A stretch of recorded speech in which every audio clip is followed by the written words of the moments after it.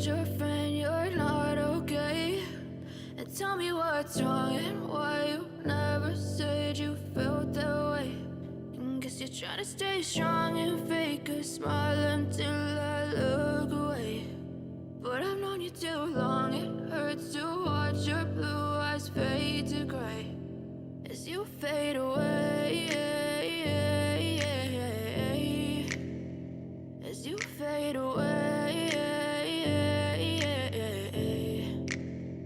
Yeah, I'm about to fade away, cause every time I wake up I feel like it's Monday. Something's going wrong with all the chemicals up in my brain. All of a sudden I don't look at anything the same way. Got a buildup of my thoughts sitting in an ashtray. I'm sorry that I'm so inconvenient, okay? Just let me be me and I'll stay out of your way. I can see the way you look at me, I'm such a disgrace. I never really asked to be brought into this place. You wanna love me? Well then baby I have a taste. All the highs and the lows, no you'll never be the same. I don't really wanna hurt you but I can't control the pain. If you're sticking by my side maybe we could be okay. Okay, maybe you could be the change I need today. I promise that I've never felt this way. I really hope that you will choose to stay through all the pain. I know you told your friend you're not okay.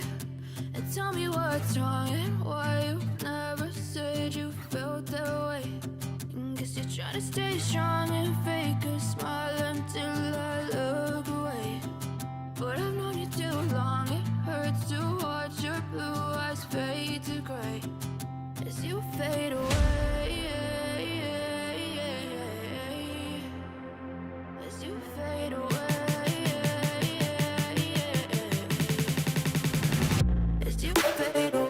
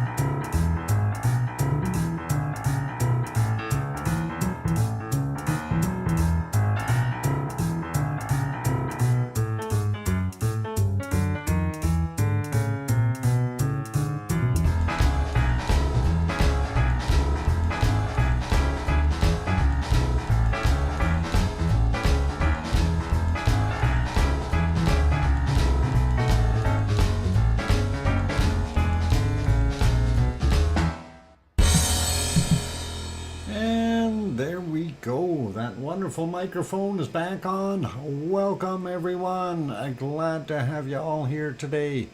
It is a Sunday, the 29th of January, 2023, of course. Here in Edmonton, Alberta, Canada, the Great White North, where it's really cold, minus 16 degrees Celsius. Luckily, the wind isn't as bad as it was the last couple of days. Welcome to everyone. You're watching VolcanoX on live stream, and I'm your host, DrFox2000. And thank you for the welcomes from all of you good people, and Hermione and Fluffy and Sue saying I hear you, and yay Doc from Sophie. Thank you, and thanks for the other ones from Kevin, and let's see, who else said hi here? I hear you, Dr. Fox 2000, from Sharon Stewart. And Under the Tornado is got a clean sweep happening there at the laundromat. Welcome, glad to have you on board. And that is a great... Okay, let's get started. Of course, what's on the screen, just so you know, is Kilauea, the wonderful shot of the crater there at what is it, Helemaumau crater in our wonderful Hawaii, the big island of Hawaii, of course. And it's continuing to do what it needs to do, which is really quite nice. It looks like we've got 3 sprouting lava points. Actually, the one is very small, but the other 2 seem to be fairly large. And our lavigator seems to be continuing to keep his head above the lava, right behind him, of course. So that is pretty cool. Anyway, glad to have you all on board here. First person in today was actually first person and animal, and that was Hermione and Fluffy. And I know it's Hermione and Fluffy because Pepper was busy chewing up a tea bag for some reason, or something like that. And anyway, that is excellent. Hey, I see Grandma B made it in. That is awesome too, and very good and perfect. Good timing, Grandma B. And anyway, Hermione and Fluffy can have the cookies, and I threw in a mouse for Hermione. I mean for Fluffy. Sorry, I had to get that straight. I don't think Hermione eats mice. That's all right. Anyway, that's all good. And let's see. Well, we'll get at saying hello to everyone in a second here. Just wanted to kind of run through the review of what's really been happening or not happening as much. So quick update, and I kind of like that. Sue made a list here for me, so I thought it was kind of neat. So some of them are doing things, some of the volcanoes that we look at aren't. And Vado del Ru's erupting to 20,000 feet. Popocatépetl continuing to 21,000 feet. And Ibu over in Indonesia is discrete eruptions, and I think it's off-gassing quite a bit though, but that's up to 8,000 feet. That's pretty cool. Reventador eruption to 15,000 feet, pretty cool. Sangay happens to be quiet, no visible ash detection. And Fuego minor volcanic ash to 15,000 feet. I'm not so sure about that. What we've witnessed last night or early in the wee hours, I thought it was a pretty big shots coming out of that thing. And I did make a video for those who have gone and watched it. Thank you. And I did show another video there from Popocatépetl, where it too had some eruptive burst as well. Let's see, another one on the list, of course, Savanskaya, unable to detect, it says here. Must be cloudy there or something. Chikaratsky over on the, well, it's not quite on the, what is that? The Kamchatka Peninsula, it's on the island just to the south there. And it's volcanic ash up to 14,000 feet. Let's see, Suwanosejima exploded to 4,000 feet, and Semeru continuing to do its thing to 14,000 feet, and Sakurajima, no visible detection on the satellite because of their heavy clouds and so on. So that's a pretty cool list. Thank you, Sue, for sending that in. I thought that was kind of nice, but that kind of gives you a little bit of an idea of what's going on in our volcano world. I do want to add, Etna is continuing to do its thing. Mauna Loa is quiet. Nothing detectable from Mauna Loa. What's on the screen is Kilauea.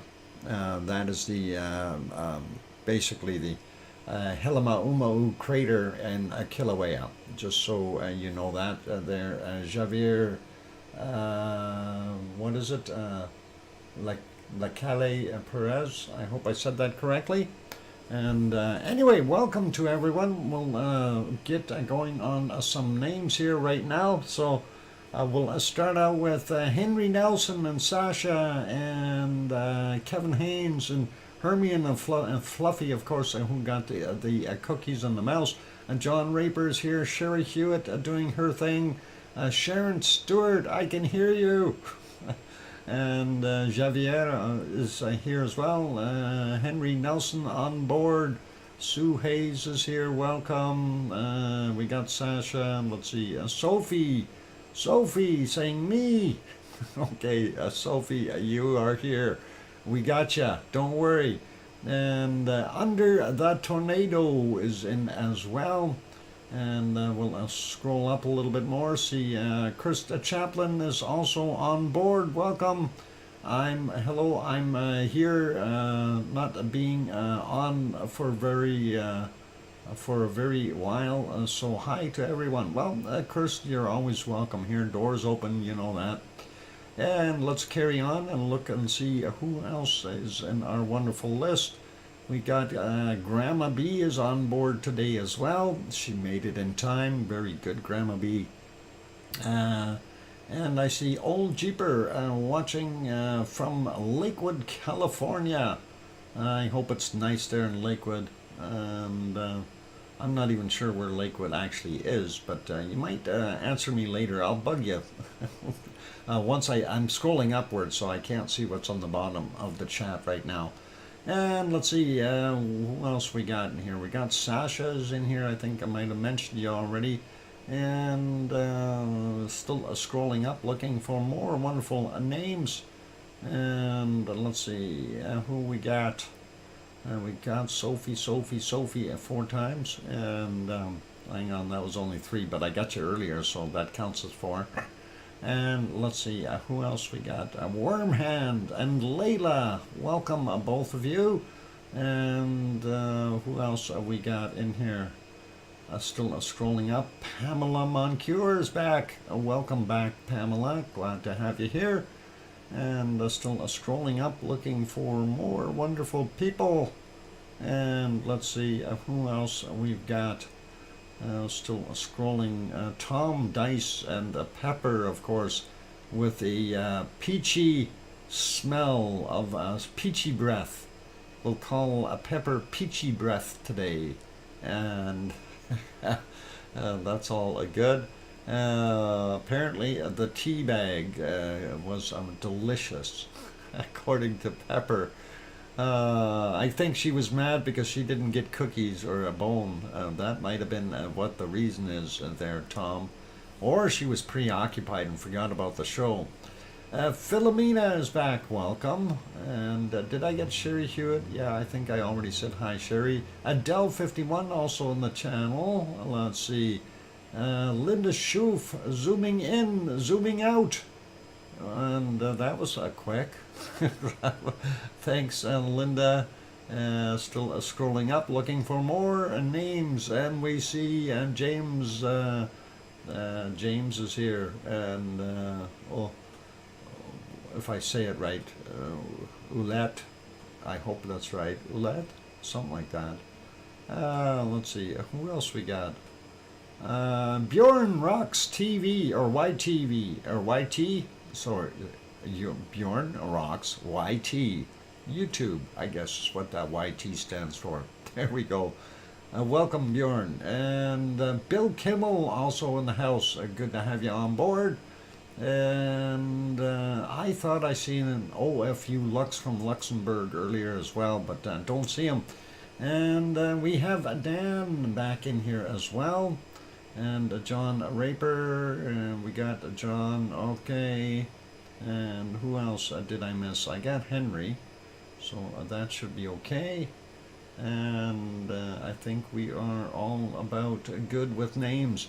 If I did not call your name out, do not be offended. If I missed it or something, and it happens sometimes, and I try to say hi to everyone, you're more than welcome to yell at me.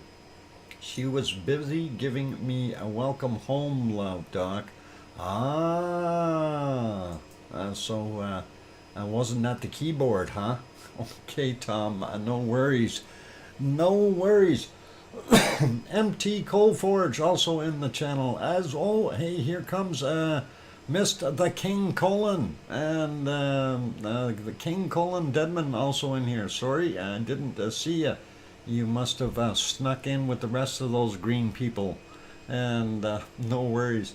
That's hey, and that Wonky Donkey just got here as well. Good to have you on board, Trev. And I think we're just about good for all of our wonderful people for right now. Kate just got here, so welcome, Kate, and Ken Wilson too.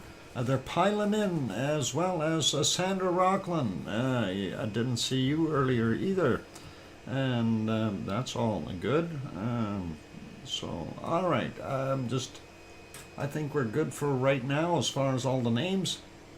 I do want to say hello to our moderators, of course.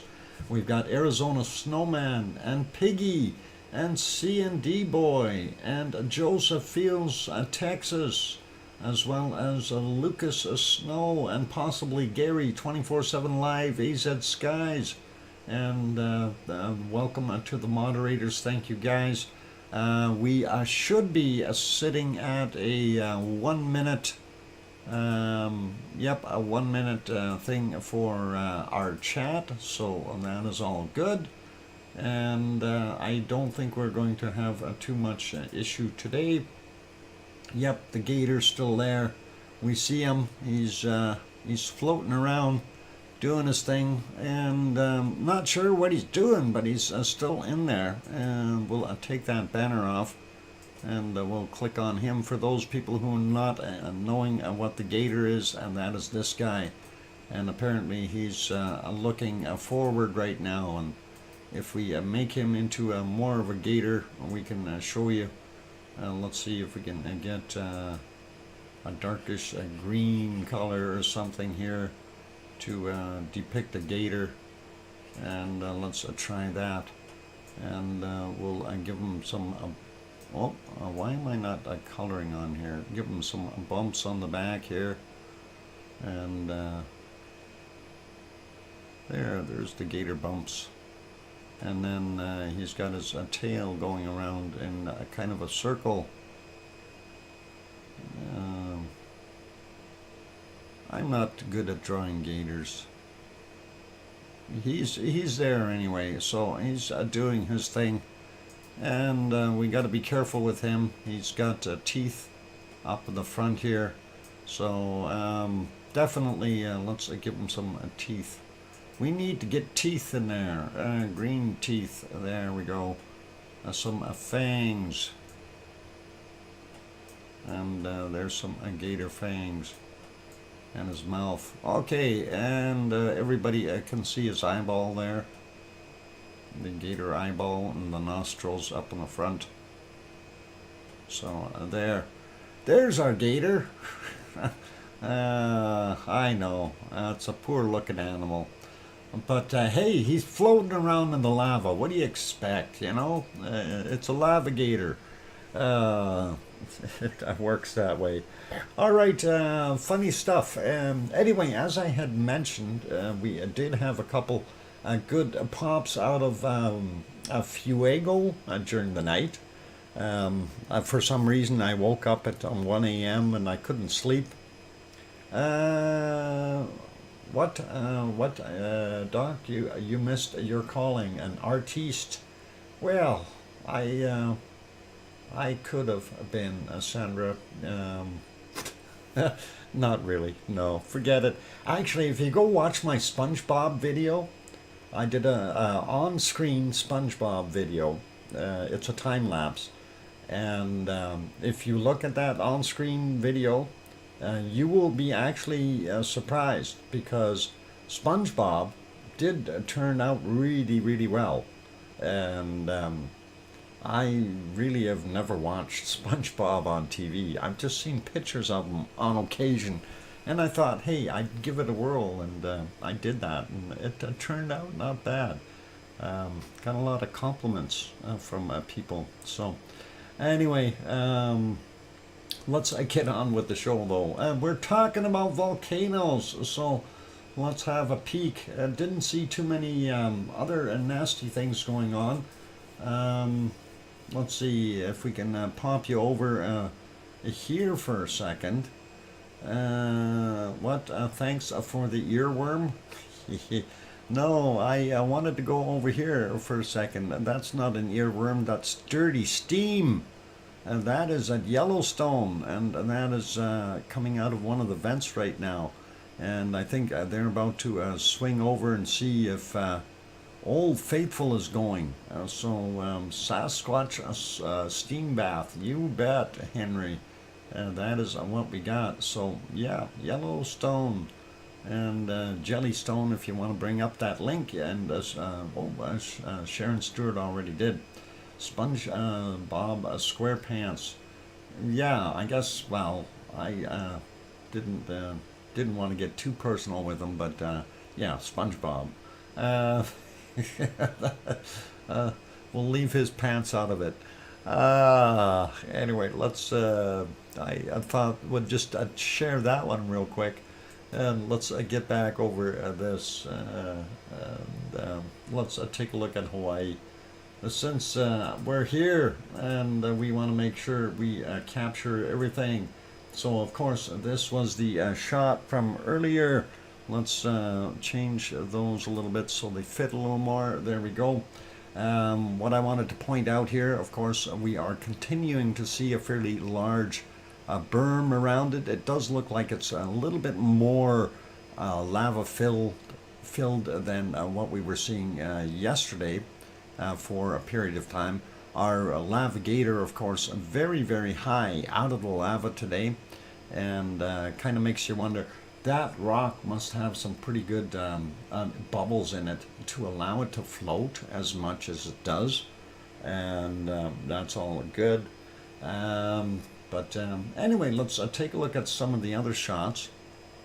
This one, of course, is the overview. Down on the bottom here, you see the old primary vent. We no longer see the Hornito there. There's a bunch of little smokers around it, and the primary lava pond, the old one that we had there.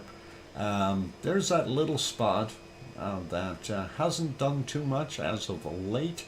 It's maybe an acre or so in size, and then we still see this smoke field here, off-gassing quite a bit and continuing to do its thing, and that is pretty amazing that it's still going and doing that. And the lava lake itself, I don't know if I'd call that 25 acres anymore, but I'm not a judge on larger property or real estate. There you can see the lava gator. That's our primary bubbling points here, And we see some bigger rocks in here as well now, and another one on the other side. So maybe that is a little submarine. Maybe this guy's got like a whole family of lavigators in here now. We're not seeing so much over on this side anymore. I do see a couple of little steam sprouts, but nothing that's going to be scary or anything like that. So quick peek at the thermal image. There, of course, you can see the old lava pond, and you can see the depth is still quite low for the level of lava in there. There's that new, what I refer to as the 1 acre spot, and a small lava patch. And of course, there is our primary lava lake, and they indicated it was 25 acres, but I think it's shrunk up a little bit, maybe about 22 or 23 or something like that. There's that larger rock that we see, and of course the lavigator is hiding in the back here behind the outcoming events. That almost looks like two evil eyes looking out, and that is a big amoeba. Okay, a lava amoeba with 2 eyes. Okay, never mind. Bad humor. We do see a couple of little outflow spots there and there. And looking down on the bottom here, we don't see any new fresh lava down on the bottom. Shrinking lava pond. I do believe it is a Henry. Slowly unsinkable gator. Yeah, that gator over there, he's really out of the lava right now. This one too. This is a really large chunk. This has got to be like an acre in size itself, that rock. So pretty awesome. Yeah, down, Sasha, you say down the drain, and that is something that is very interesting because where is it draining to? You know, that is the fascinating part. Where is it draining? And we know at some points in time we see the level of what's coming out of that the venting over here is a little higher, and we see the lava level build back up, and then of course we see some overflows. But while it's contained, where is it draining to? And that is something similar to this situation. Where is it going? You know, back down in under the bowels of a crater here. That's about all I can think of, is that we are getting something returning back into the lava pond underneath. And you got to remember, this area, the entire crater, is very, very deep underneath there. So height-wise, let's see if I still have my info handy here. Let's see. Yeah. So the height, the crater floor is actually 143 meters down below this level, and that's about 670 feet roughly. And the contents there at that point in time when they measured it, and this is back quite a ways ago, but is 11 million cubic meters, or about 29.2 billion gallons of lava sitting in this thing. And you know, even if those numbers have changed by a bit, they wouldn't be that far off. Echo, echo, echo, echo. The bot is here, is here, is here. Welcome, welcome, welcome. Good to see you, Echo. And let's see, who else popped in? We got everybody else.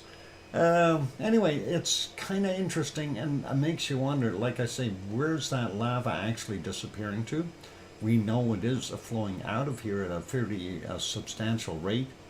You know, when you see that, it really does make you wonder. You know, even if it is at a rate of only about 2 cubic meters a second, or a second. There's echo, echo, echo, again. Echo, quit that. All right, never mind. Just a little fun, guys. Gotta have fun in this channel. If we don't have fun in the stream, then it's no good. A little bit of humor and a little bit of silliness is always a welcome. Anyway, that is what we're seeing. So that's pretty cool. Let's take a look at the refreshed version of that. So that is current now from 11 a.m. Hawaii time, and it really has not changed at all. Very, very little. You do see a tiny little speck here in the old Hornito area, but that too, I believe, is going to end up cooling off. And I'm wondering if we've had more of a collapse in the old pond area here.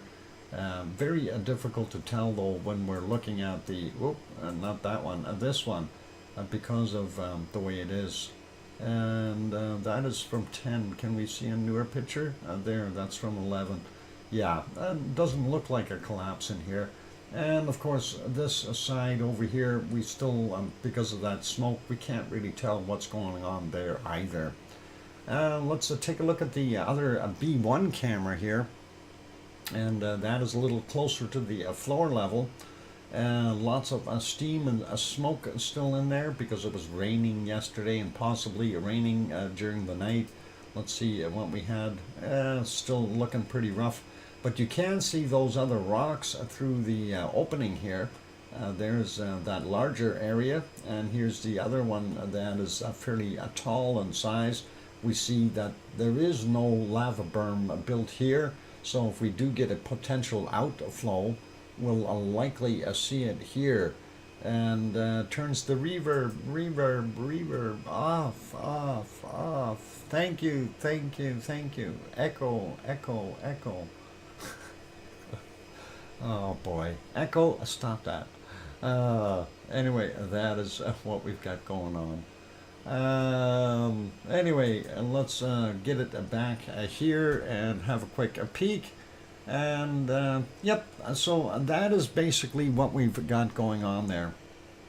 And I don't know, it's about the same as what we've seen it before. Hey, Mark the Shark is here. Welcome and aloha to you. Glad to have you on board. And all right, let's take a look and see what else we've got. I'm going to put that one to this again so it's a little better looking for us. And we will go to places that are still lit up. How about that? Let's go over to, oh, it's already dark there. No, darn it. It was light. I seen it before. This was in the Azores. I was hoping, but no, we're not catching it. It's still got dark too quickly. Darn it. But while we're here, let's talk about the Azores real quick. Not much happening there. Of course, we are on the island of São Jorge, or São Jorge, if you pronounce it in Portuguese. And there we have one of the little towns. And of course, this bright stuff here, that's the harbor. And you see all kinds of lights today, which is really awesome. And we can see even over here a little bit. That is a Fayal Island over there, and then it stops about here. And then from this light on, that is, of course, a Pico Island. For those who aren't familiar with that shot, this is what it looks like. Oop, not that one, this one. And you can't really see Fayal Island in there, but that is a Pico Island with a Pico volcano on the other side. And, of course, the little town and the harbor in the foreground here for us. And let's leave that one be. We'll go to the next shot. We do see that we have a little bit of splashing going on down here, and of course that is that cove area, and we typically look at that to see how hard the waves are hitting in and how much white water we see to get an idea of how rough the ocean is. And I did show that just for a second earlier there. That one is a pretty rough day. This was not today, but it was from one of those days where it was kind of clear and sunny, and I figured I'd use that shot. Anyway, that's what we're seeing there. So it's not overly bad, but it's not the calmest either. let's have a look and see if we had any new quakes on St. George. And looking here, we have nothing since the 27th. So that, mind you, this chart is only, or this map is only for this particular island, I should say, not volcano. The St. George, or sorry, the St. George volcano would be in this area. The original uplift area, of course, was on that northern side of the island, but most of the quakes have been in this region where you can see them now. But let's go to the other map really quickly. I'm going to change the picture, make it a little wider so we can see that. Going to refresh as well so we can take a look and see if there were any other quakes other than that one little quake. Anyway, you can see there's St. George, there's Pico Island, Fayal Island, Terceira, and here's the only quake that we see out there. It was a 3.0 8 hours ago, and that came in at 1324 at GMT, and it was at a depth of about 7 kilometers or 4.3 miles. That's the only one we've got, and unfortunately that is not a lot. Just so you get a better idea where the two volcanoes are. This one on Terceira here, that is the Terceira volcano, and it has been pretty quiet, although they do have it listed as a yellow still. And let's zoom out of that a little bit, and I don't typically zoom in too much over here on St. George, but I just want to kind of mention, if you take a look at the top of St. George, this thing is just a ridge of volcanic vents. You see them all over the place. There's one, there's one, there's one, there's one here, there's one here, there's one here. You know, pick a vent, and they are everywhere on here. Like there's another one there, here, here, here, here, here, here, here. So, you know, pick where you want it to pop out. And there's 1, 2, 3, 4, 5, 6 just in that little area, and 2 more right there, or 3 actually, another 2 right here, another 2 here. So, you know, if this thing ever goes, it's going to be an amazing thing to see where it will actually pop. And there's another whole row, so it gives you a pretty good idea that this island was at one point in time very, very active volcanically, and of course that is what made the island, is the volcanoes. So zooming back out and taking a look, there's of course Pico Island and Fayal Island, which are also created volcanically. And thank you, I did see your 5-minute warning, Piggy. But that's all cool. So let's leave that back on here. We'll put that screen back to this. And I think before we go through the break, what we will do though is our next one. I do want to show both of my videos there from this morning. And of course I'm using the originals without the tunes on it, so we can hang on, I got to get on the other screen here. It's too slow, so let's try that. So one is a Popocatépetl, and that would be this one, and this happened earlier this morning at about 3:44 thereabouts, and it was a fairly large amount of lava coming out of that, lots of lava bombs, and I thought I'd show that one real quick, and that was kind of interesting. And we don't often see too much lava coming out of Popocatépetl, but this morning it did give us a little bit with a bunch of lava bombs, and I thought it looked pretty awesome. And some of those lava bombs were very, very large, so yeah, it's amazing. And you know, of course, we're only seeing it from one side, And I'm sure that we had a bunch of lava go down the other side as well. So that is from, there we go, from Popocatépetl in Mexico. It, of course, is about 70 kilometers south of Mexico City. And as we've seen in a couple of, one of my videos there that I put up, it is in, visible range, if you want to call it that. So pretty awesome. It's 70 kilometers away, though, is not so bad, but still there is people around it. And the other one is a little bit longer, and I'm going to let it play, and I will change it after it finishes. And this, of course, is a Fuego, and this is about 4 minutes or so in length.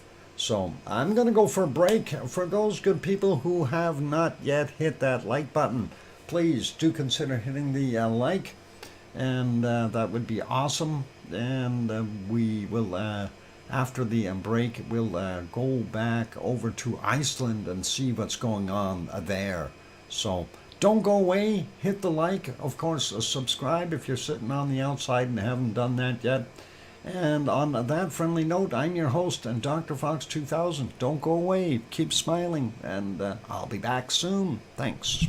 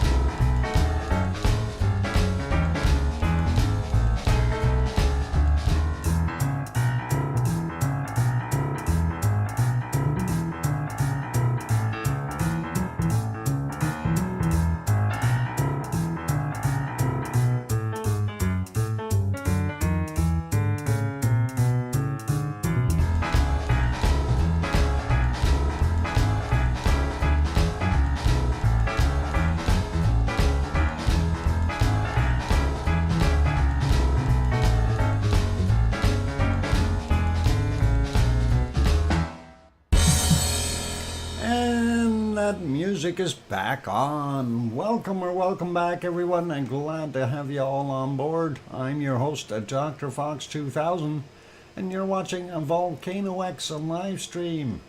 And thank you for the welcome backs from welcome back, the one and the only fabulous DrFox2000. We love you. Thank you, Piggy.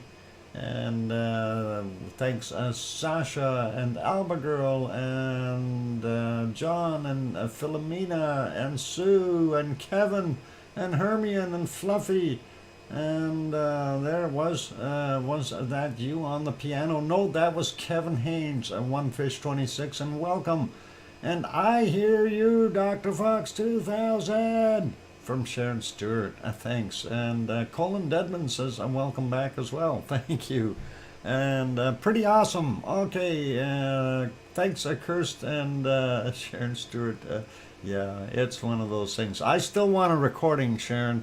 I got to hear you saying, welcome back, Dr. Fox 2000, in that lovely voice.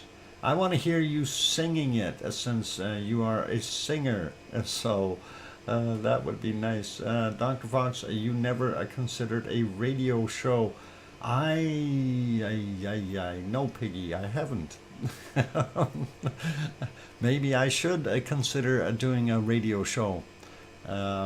Actually, I have talked to a couple of radio, I guess we call them announcers or DJs or something, but my problem is of my dyslexia, and I get my words mixed and start balking backwards and twist everything around, and I do this show unscripted, so it is what it is, and when you hear me, it's basically me. I try to do what I can with it, and you should. You got the voice. I got the voice and the looks. Oh, hang on. You don't see me, so that's all okay. You don't want to see me anyway. That's all right. You wing it, Dr. Fox. I do. I try to go through what I can and describe what I see. In my own words, and trying to make it understandable and be able to convey it to the audience. And sometimes I get a little flustered, but for the most part, it flows fairly nicely. So I think people appreciate it, and it does sound a little bit more natural because it makes you feel I'm talking directly to you, not the guy over on the other side of the room or the other guy over there kind of thing. And it makes it a little bit more personable, if you will. Or a voice over for a TV. Love your voice. Oh, voiceover for TV? But, Piggy, that means I have to read scripts. I hate reading scripts. Yeah, Doc has a face for radio. You bet, Tom. That's exactly it. And that is the safest. But the voiceover stuff does sound interesting. Actually, one of the things I was thinking about was if I didn't have so many mic problems here, turning my mic on and off, was doing audiobooks. And that might be something as well. And I would be, kind of considering that a little bit. I have in the past considered that. So, and I've actually been asked by a couple of people, why don't you do that? And, it is one of those things. Perhaps I will take that up in the future. Anyway, we did take a look at the wonderful video from our Fuego there, and I hope you guys enjoyed that. So that would be really, really cool to add it to our repertoire. Of course, I did have the techno music added to it, and I thought it was pretty awesome. That, by the way, was running at about it was a time lapse. I can't remember. I think 4 times the regular speed. I didn't speed it up too much because I didn't want to lose by speeding it up. Of course, what happens is they take frames out, and we wanted to continue and show some of that lava falling and dropping and so on, and how it rolls and tumbles, and if you chop it up and make it a little too small and too fast, you lose more of those moments, if you will, that we really appreciate. So cool. You should really consider it. And yeah, okay, I would do. I think I will. Piggy is throws in the first super chat of the day. Thank you, Piggy. I'm going to write that down here, Piggy, and that is a £2 super chat. And do it, DrFox2000. We all back you. Oh wow, okay, that is awesome. Thank you very kindly, Piggy. I do appreciate it. That is awesome. Anyway, let's get over to Iceland, and we'll see what's going on there. The cold place, the place of ice and snow and things, and things that make you go brr and wow at the same time. So let's get over and have a look. And yay, Iceland! And of course we're on the wrong one, but we can start on this one, and we'll be okay with that. Of course, here right now we can see the wonderful power plant a whole bunch better. The steam is being taken by this. This is a geothermal plant. It runs on steam that's being generated by the steam vents that are in here. This steam vent here is actually harnessed for this, and they have a pond out here. We'll see that in a second. Out here, though, you see the glow of the lights of the city of Reykjavik, the capital city, which is really awesome. And I think this glow here might be over where, well, it could be two things here. Oh, that beam you seen by is the lighthouse, by the way. That could be two things here. That could be the glow from the other power plant / the Blue Lagoon over here, or that might be Irish monk lighting up the area to rebury his pot of gold that we discovered the other day when that rainbow hit it, and of course made it visible. That video is, you can watch that on my channel as well under volcano activity. The playlist, that is. And of course here we see the two towers of that are over by Grindavik, the town of Grindavik, and you can kind of see the motion of the steam passing by. So let's back that up a whole bunch, and we'll go back about 10 hours or so, and see what it looked like there. Hopefully that'll be a good spot. No, that's not a good spot. Let's go about 9 hours and 42 minutes. That's better. And there was a cloud or steam or smoke or something passing by. Anyway, there is one of the vents, if you want to call it that, steam vent or steam geyser, and you can see it blowing that material out. Of course, here's what I was describing previously here. Of course, this is the primary location for that particular vent, and where they're drawing the steam from. And you can actually now see the little lake that is out in front of it, and we'll be able to look at that on the map as well and give you a better idea where that is.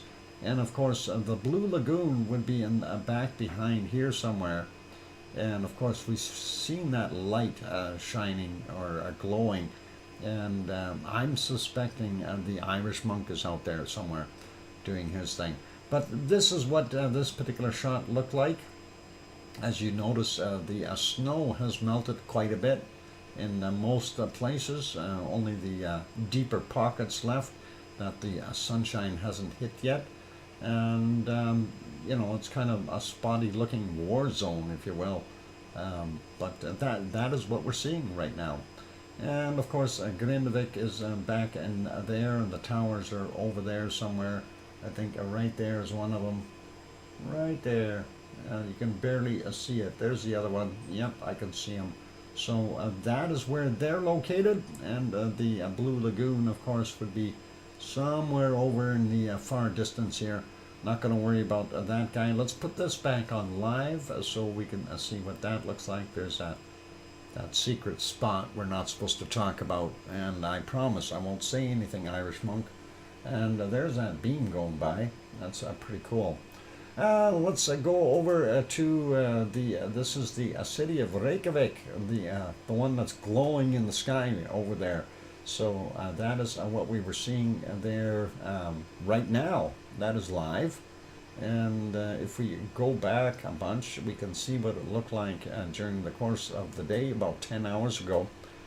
This is what we had, and there we go on the screen. And hey, what did it do? I was 10 hours back. Oh, now that put me 9 hours back. Let's try 10 again. It's snowing. 9 hours ago it was snowing, and there we go. One of the things I wanted to point out, yep, we got more snow there, so they definitely got nailed with a little bit more snow. They had some flurries come through, and that's what you can see right there happening. And then about 8.5 hours ago, it started to get bright again, and that looked not bad at all. Lane Lair, welcome back. Glad to have you on board. Anyway, that is what it is looking like roughly right now. Well, actually, we'll put it on live. That is what it's looking like right now. Looks not bad. Instead of using that other funny looking camera, I decided to use one of the other shots that they've got from MDL, and this one here, of course, is, I don't know where this camera is actually located, but it is a traffic cam. That's what they're calling it. And if we go back and take a look at about 10 hours ago as well on it, we know it was kind of raining or snowing there. Yeah, snowing at the time, and you can see some spots on the cam itself. And if we go a little further ahead again, and we see about 7 hours ago, there's this funny looking glow up here. I have no idea what that is. It's the sunshine poking through. Lots of snow on the ground, so that is what we see there, and it continues to do that, and that is what it looks like at present. So current live shot, and that looks pretty awesome. 21:52 is the time there right now. The next one, of course, is this lovely shot. I love that, eh? Anyway, that is our wonderful Katla, and Katla likes to hide in the clouds on occasion. There we can see the weather is not the best. That was this morning about 11 hours ago there. We do see some fresh snowfall once again, and that is pretty interesting. But that snow did leave a little bit, and we could see our wonderful Katla over here. That big snow pile, yep, and that is a Katla. It's underneath there, and that is a wonderful scene, and kind of lit up just for us, so we can take a look at it. That is pretty awesome. Anyway, that is what we've got happening there view-wise for today, and I think that's not bad. And we don't see any eruptions at Katla, unfortunately. I wouldn't mind seeing a nice fountain of lava coming out of here about 1,000 feet tall. Would be really cool, but that's not happening today. So let's go over to the harmonic tremor charts and see that. And let me get onto the right screen. There we go. And we'll actually refresh that so we are up to date. There we go. And we can see yesterday we had that one quake, and then it did go up a little bit seismically and back down, and we are seeing there was a spike in here. I'm not sure what that was about, perhaps a small quake in the area, and then it did rise and drop again, and it looks like it may be back on the upward swing once more. And up and down like a roller coaster. Thank you for the 5-minute warning, Piggy. We'll take a look at the other charts though, real quick. We'll look at the Grindavik, which is to the southwest of it. But on the way there, we're going to take a look at Grimsey, and there's Grimsey. Grimsey did head back up, a lot of squiggles here, and back down, so we did likely have some small quakes there, and possibly some tectonic movement, and that is usually what you see when you have a big upward trend like that. It's either that or a volcano with magma moving, but I think it's tectonic for the most part. Let's take a look at the Grindavik one. There it is, and Grindavik up, and down, and then on the upward trend again, just about identical to what we've seen at Fragedalfjall, so pretty cool.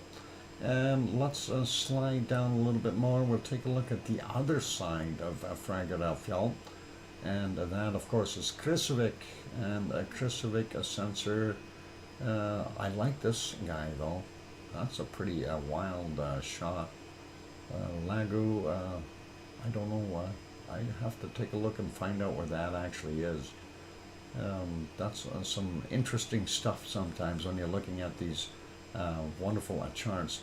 Here's the one from Kristuvik, and we see it too went up, and down, and looks like it is too on a semi-upward path. So that'll be cool and interesting to see, and we'll find out what it is doing. Let's see if we can slide this back up to Fragedalfjall for a minute or so, and we're going to go peek at our earthquakes that we have happening there. One more, I think, there. Oop, there we go. That's close enough. All right, earthquakes there, and we don't have a heck of a lot, so we'll be able to finish that before the break. That, of course, is the total amount, 21 earthquakes in the last 24 hours on our wonderful island of Iceland. And if you want to say it in Icelandic, Island. You want to say it in German, Island. You want to see it in Dutch, Island. All right, I'm being a smart guy. And there we go, 0.65 in magnitude, 3.1 kilometers down from 849, right out on the peninsula. And of course, this is where that lighthouse is located, and that camera. And here's that little lake that I was referring to, and the power plant is over here. There you can see the buildings. So that is where that guy is. Sliding over a little bit, here is, of course, there's the airport, Keflavik Airport, Keflavik, Reykjanesbær, Yardvik. And if we look at here, you can see the Blue Lagoon area, the power plant. And of course, down here is the radio tower locations, and the Grindavik, the lights that we've seen in the distance. Quick peek here, you can see this outline. Of course, that gives us, that's the Fragedalfjall area. That's our favorite area. Ragnar is right there, and of course this would be Siggy Fisher that came in afterwards. We do have a 0.47 there, 5.5 kilometers down, at 1:55 a.m. Then over here near Kristuvik, we have a 0.92, 5.5 kilometers down from 15:30. There we go. Sliding over a bit more, we got a 0.55, 6.3 kilometers down, 3:18 a.m. And this one, 0.3 from 6.7 kilometers down at 12:58. Then we've got this guy here, 0.6, 3.9 kilometers down from 18:15. And let's see what else we've got. I was just checking to the north here. Don't see anything up there. This 1.26, 2.9 kilometers down from 10:25. There's Hekla over here, and there's a couple of little quakes there. 1.12 from 8.1 kilometers down, 6:39 a.m. And then a 0, which was from 18:59, 2 kilometers down right there. And over here at Katla, we do see the largest quake for today, and that is a 2.67 in magnitude, It is a surface quake, so likely some ice shifting. And that came in at 7:55 a.m. The other one beside it, a 1.56 in magnitude, 1.8 kilometers down from 10:50 this morning, their time in Iceland. Let's slide up a little bit more. We'll see what we've got. We've got, is it one or two here? Looks like actually two. There's Grimsvatn, and of course there is a 0.79, 5 kilometers down, 7:46 is the time on it. Then another zero over here, 4.8 kilometers down at 7:46 a.m. as well. And let's zoom back out a little bit and look over here at the Bardabanga. And he is still trying to start that Jeep. That's Irish Monk's Jeep. The GPS is inside it. It's still there. And that is a Bardabanga. 1.63 in magnitude, 2.8 kilometers down. 10:35 a.m. was the time on that guy. Going up to Astja, we see a few more. Of course, this is Astja right in here. That's the actual pinpoint there. And we see from 0.48, 6.6 kilometers down, and that is at 8:23. I do see it is a break time. We'll just finish Astja, 3.1 clicks down, and that was from 21:34. And the latest quake on the chart is this one, 0.3, 4.5 kilometers down from 21:56. We will come and finish this off afterwards. So from north of Astja, there's only a few, but I am going to stick to my guns here and take that break, putting you back over here on the lovely lava from Kilauea. And don't go away, you guys. Well, of course, we're going to have bacon seeds before we go to the other stuff, but it is going to be bacon seed time when we come back from the break. So we'll be able to enjoy that. Anyway, for those good people who have not yet hit that like button, please do consider hitting it if you're enjoying the show. Also, if you have not yet subscribed, do consider subscribing if you feel we've earned it. And don't forget to hit that bell notification so you don't miss any of the streams as long as YouTube actually sends it out. Here comes some music. I'll be back soon. Don't go away. Keep smiling. Play nice in the lava.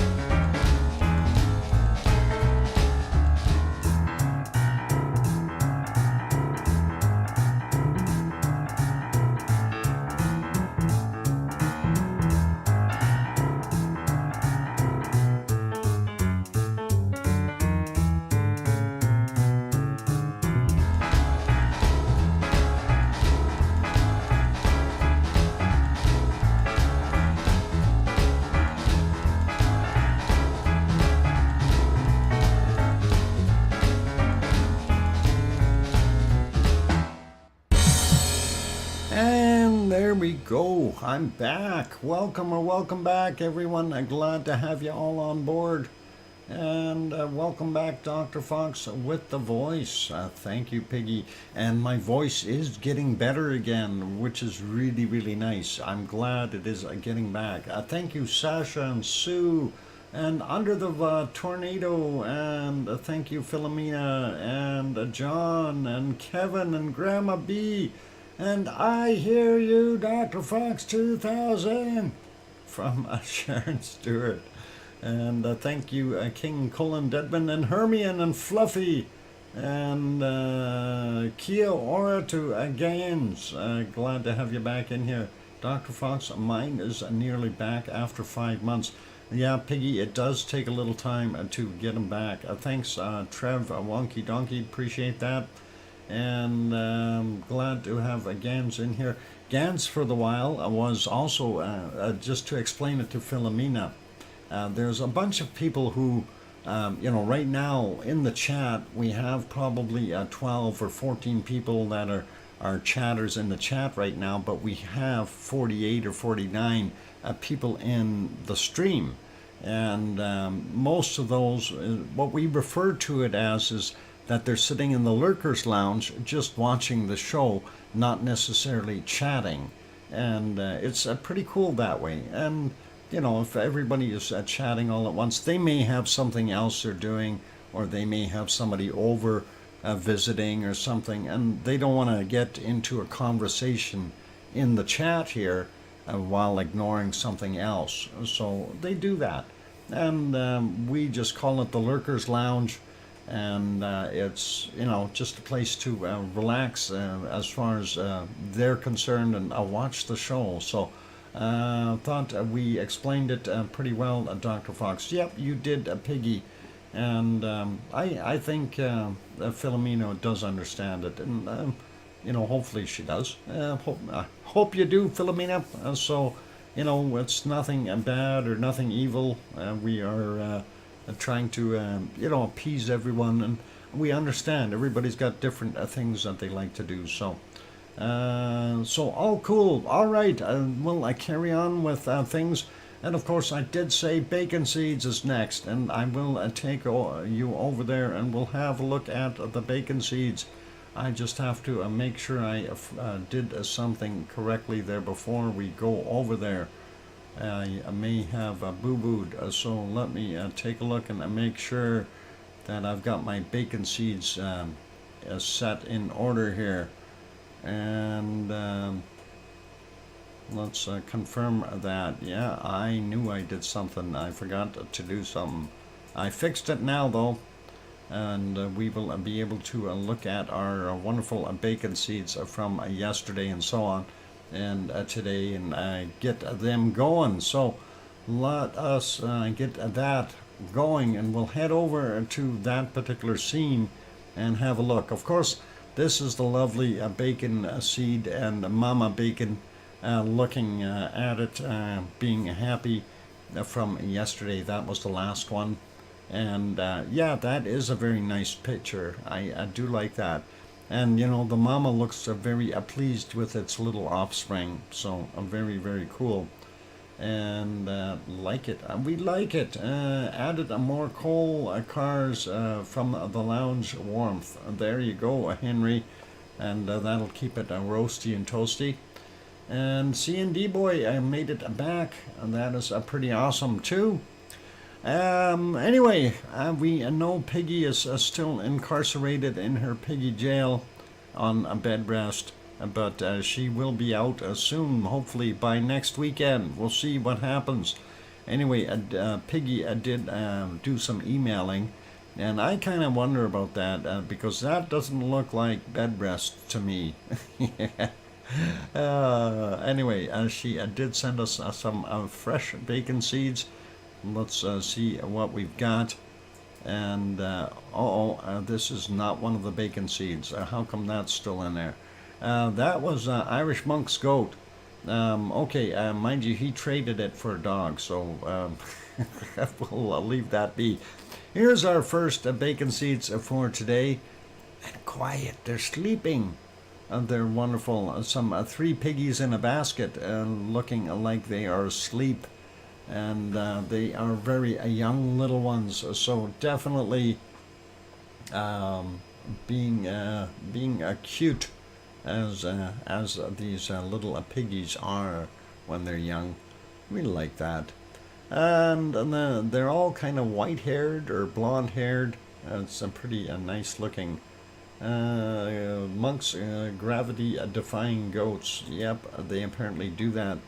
And here's a couple that made the nest real nice, and they're snoozing away as well, and enjoying their snooze time, and that is always nice. And nappy time. All these sleeping little piggies are going to make me fall asleep. I don't know if that's going to be able to handle these. And this guy's awake. He's looking at the camera, and there's some activity. He's going, "Hey, what are you taking pictures of, dude?" And he's got a smile on his face. Love it. And so, the Bacon Seed Lounge, that's where he is. Me in 2 hours' time in the Bacon Seed Lounge. Wow, King Colin, I didn't know that's the kind of guy you are. But there we go.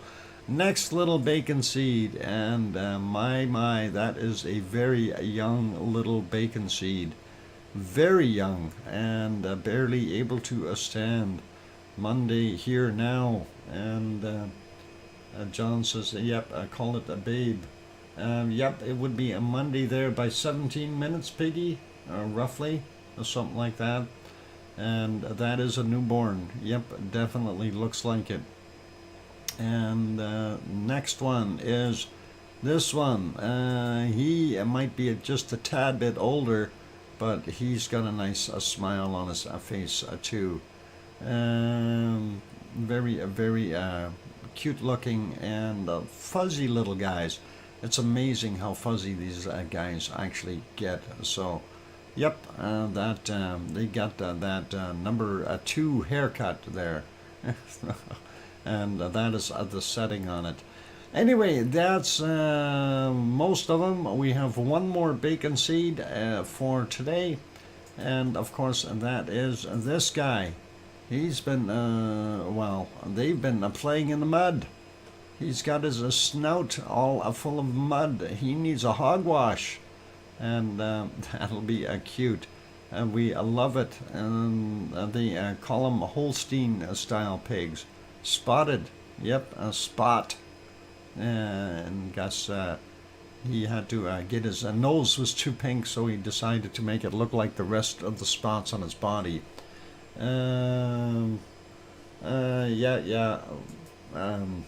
Careful, Henry. This is a child's show. Oh, all good. Wash that out with a soap. Yeah, that's what we got. Poland, China, Lane Lair. That's funny. Okay. Thank you very kindly, Piggy, for sending them all in, of course. And Piggy has done such a wonderful job. Holstein, Holstein, not Holston, like the beer. Well, there is Holstein beer over there too, isn't there? Hang on, that's a Holstein milk. Sorry, got the two confused. But that is all good. Anyway, let's get back over to looking at the rest of the quakes in Iceland, and we'll see what else we can find in our wonderful volcano world. And let's get going. Okay, there we are back on our Icelandic map, and we will zoom in. We took a look at the stuff at Askja, so we're going to go north of Askja and take a look and see what else we've got. This one here is a 0.77, 7.8 kilometers down from 6:02 a.m. And sliding up a little bit more, we see the next two very small ones, 0.39 in magnitude, 5.6 kilometers down, 8:30 this morning. And then we have this one from 1500 or 3 p.m. Iceland time, and that is a 0.56, 3.9 kilometers down. And let's go take a look at this one, 0.47 from 9:07 a.m., 9.3 kilometers down for him. And I do believe that is a brand new one. Let's take a look at this one, 0.9, 2.3 kilometers down, 20:40 was the time on it. Then we got a 0.8 over here, and that is 5.2 kilometers down from 22:08. And the last one, 22:09, the latest one, and that is 1.2 in magnitude, 5.7 kilometers down. I don't believe there were any more out there. No, there are not. And for those who need to know, that's the island of Grimsey. So when we refer to the most northern point there in Iceland, that is basically the most northern populated point.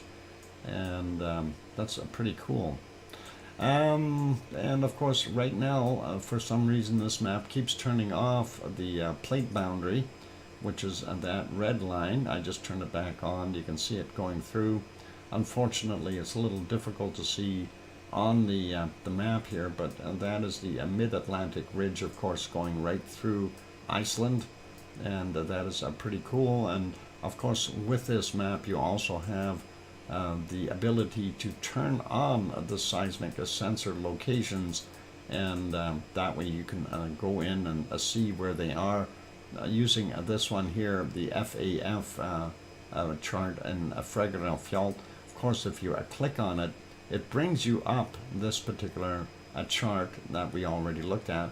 And again, if you click on it, you should be able to, oh, hang on, maybe not. I was going to say, you should be able to bring that bigger. Why is it not working today?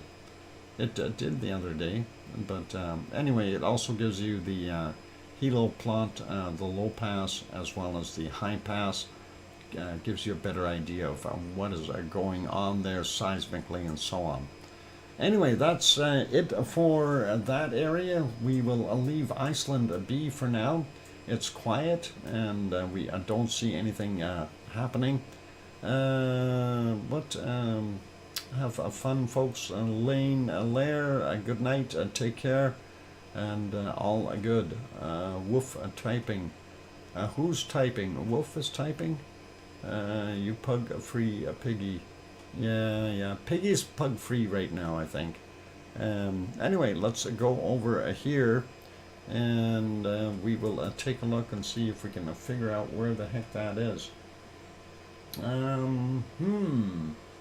know that's got to be someplace. I'm looking to see where that is. Let's see what we've got happening here. Give me a second. We'll get things worked out here. And all right, that one is okay. Looking at possibly this. Okay, this is supposed to be here like that. Anyway, this is our Merapi, M-E-R-A-P-I, Merapi, in Indonesia, Central Java Island, and that is what we're seeing right now. It is kind of hiding in clouds once again. That is pretty normal for that volcano. Not going to worry about it. It's like 3:30 in the morning there, so that often happens. We do see it as trying to form a lenticular cloud around the edge, but nothing of real significance yet. There's some more of that cloud, and I'm not sure if we can back that up a little more. We'll see.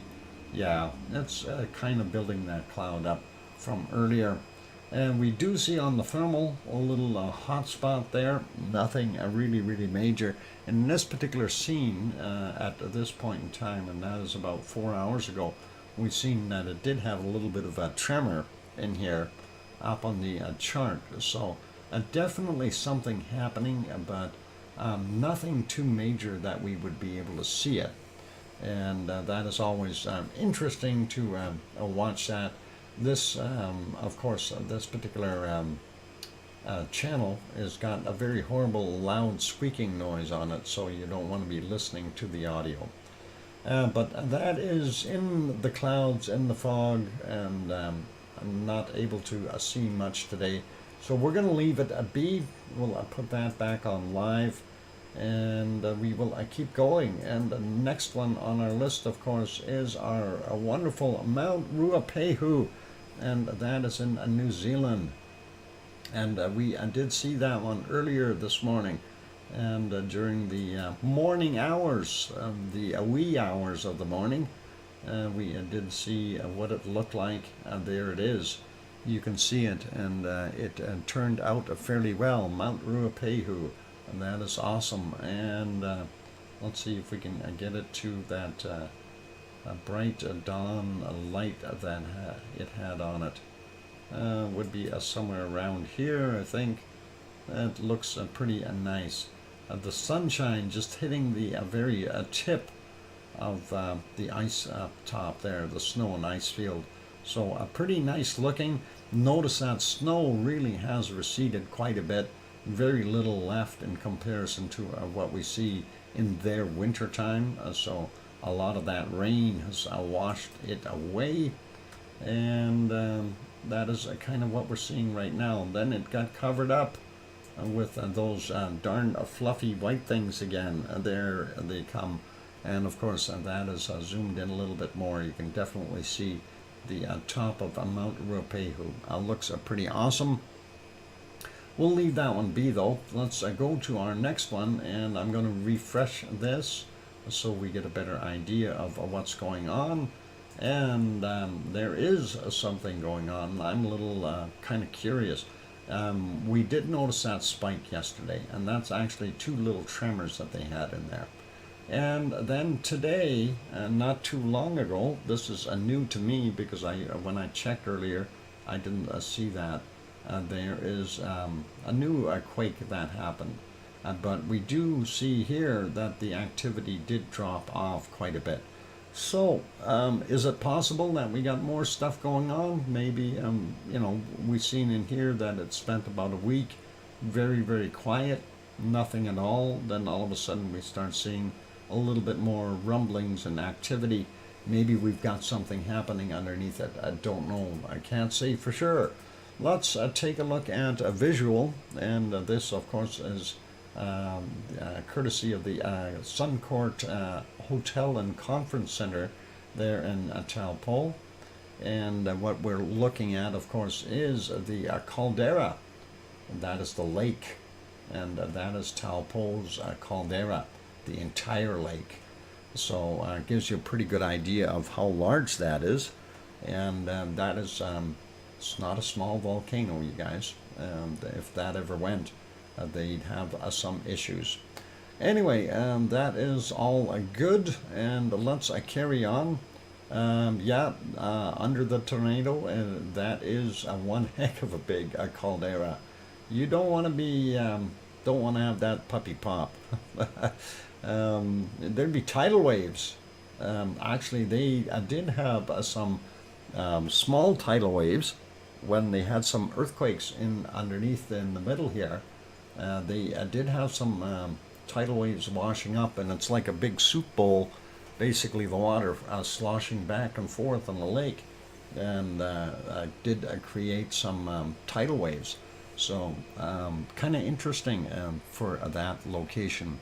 Anyway, we'll leave there. We'll go to our next one, and of course that is our wonderful Semeru. And Semeru looks bluish today. They've been messing with the screens. I'm not sure what exactly is going on there, but we did go back a little ways earlier and did have a look. And let's see if I can fix this screen up a little bit. Well, almost the whole screen, but they've been working on stuff, so difficult to tell what they were doing. But we did see some lava in here, and you can see there's lava all the way down to here, and they did zoom in, so it's very difficult to tell with all that fog and everything in the way. And going back a little bit more, there's the caldera up top. We do see some lava up in there, definitely glowing, and we see some off-gassing. You can see that cloud happening up there. and that is not so bad, but we did have a better visibility earlier. So let's go back a few hours here, and this one here was not too bad. Unfortunately, I don't see the clock on this page, but that is 23:08 if I look on the other shots down below. And you can see the, I'm advancing at 5 seconds at a time. You can see the cloud formation moving and a little bit of lava popping out of there. And there's the eruption. We do get a little bit of bacon coming out of there. So pretty awesome, you guys. And we like that. So that is cool. That's awesome. And we'll give it a couple more tweaks here. I know it's a break time, so we're going to make sure that we take that break right away. I just wanted to kind of push that forward a little bit, and not that much bacon coming out of this right now, or at least not last night when this was happening. So that's where we are at, and that is pretty cool. And there's the bacon. About time you came out. And we see it flowing down the hill. So pretty awesome to see that. And again, remember what I was saying, that second kind of hole that it had here is pretty much full. So a lot of that lava, if it is enough lava, it'll flow right over top of that now, which is pretty cool to actually see. And let's see, we'll just advance it out a few more times here, 5 seconds at a time. And that's about it for there. So let's leave it at that. I'm going to go take that break, you guys. We are good with, oh, hang on. We'll do one more quick peek and just make sure that Madame Rutsa isn't alive. No, she is not. Last stream was on the 23rd, so I just wanted to make sure we didn't miss anything, but that is for Taal volcano, and neither one of them are on, so that's where we're at. Anyway, we'll leave it there. I'm going to go take that break. For those good people who have not yet hit that like button, please help us out. We are trying to get over that 100 mark, and I see we are 85 on my screen. That is awesome. We do have 45 people left in here. That is great as well. Do appreciate it. And for all those good people who are here, definitely stick around. There is more to come. And we'll leave it as that for right now. I'm your host, DrFox2000, here in Edmonton, Alberta, Canada. I'll be back in about 5 or 6 minutes. Don't go away. Keep smiling and play nice in the lava. Thanks. And maybe we'll switch it back to some glowy lava. How about that? Do you want glowy lava? Let's go back a ways. We can go back here. You can see the glowy lava. I know you like glowy lava. Tracy Bills, welcome. Good to see you. Haven't seen you for a while. And yeah, this was from 1:41 a.m. From Kilauea, so a little bit more glowy, and that is always nice. I'll be back. Don't go away. Hey Kim, I see you, and Judy L. Welcome. I'll be back after the break. Thanks.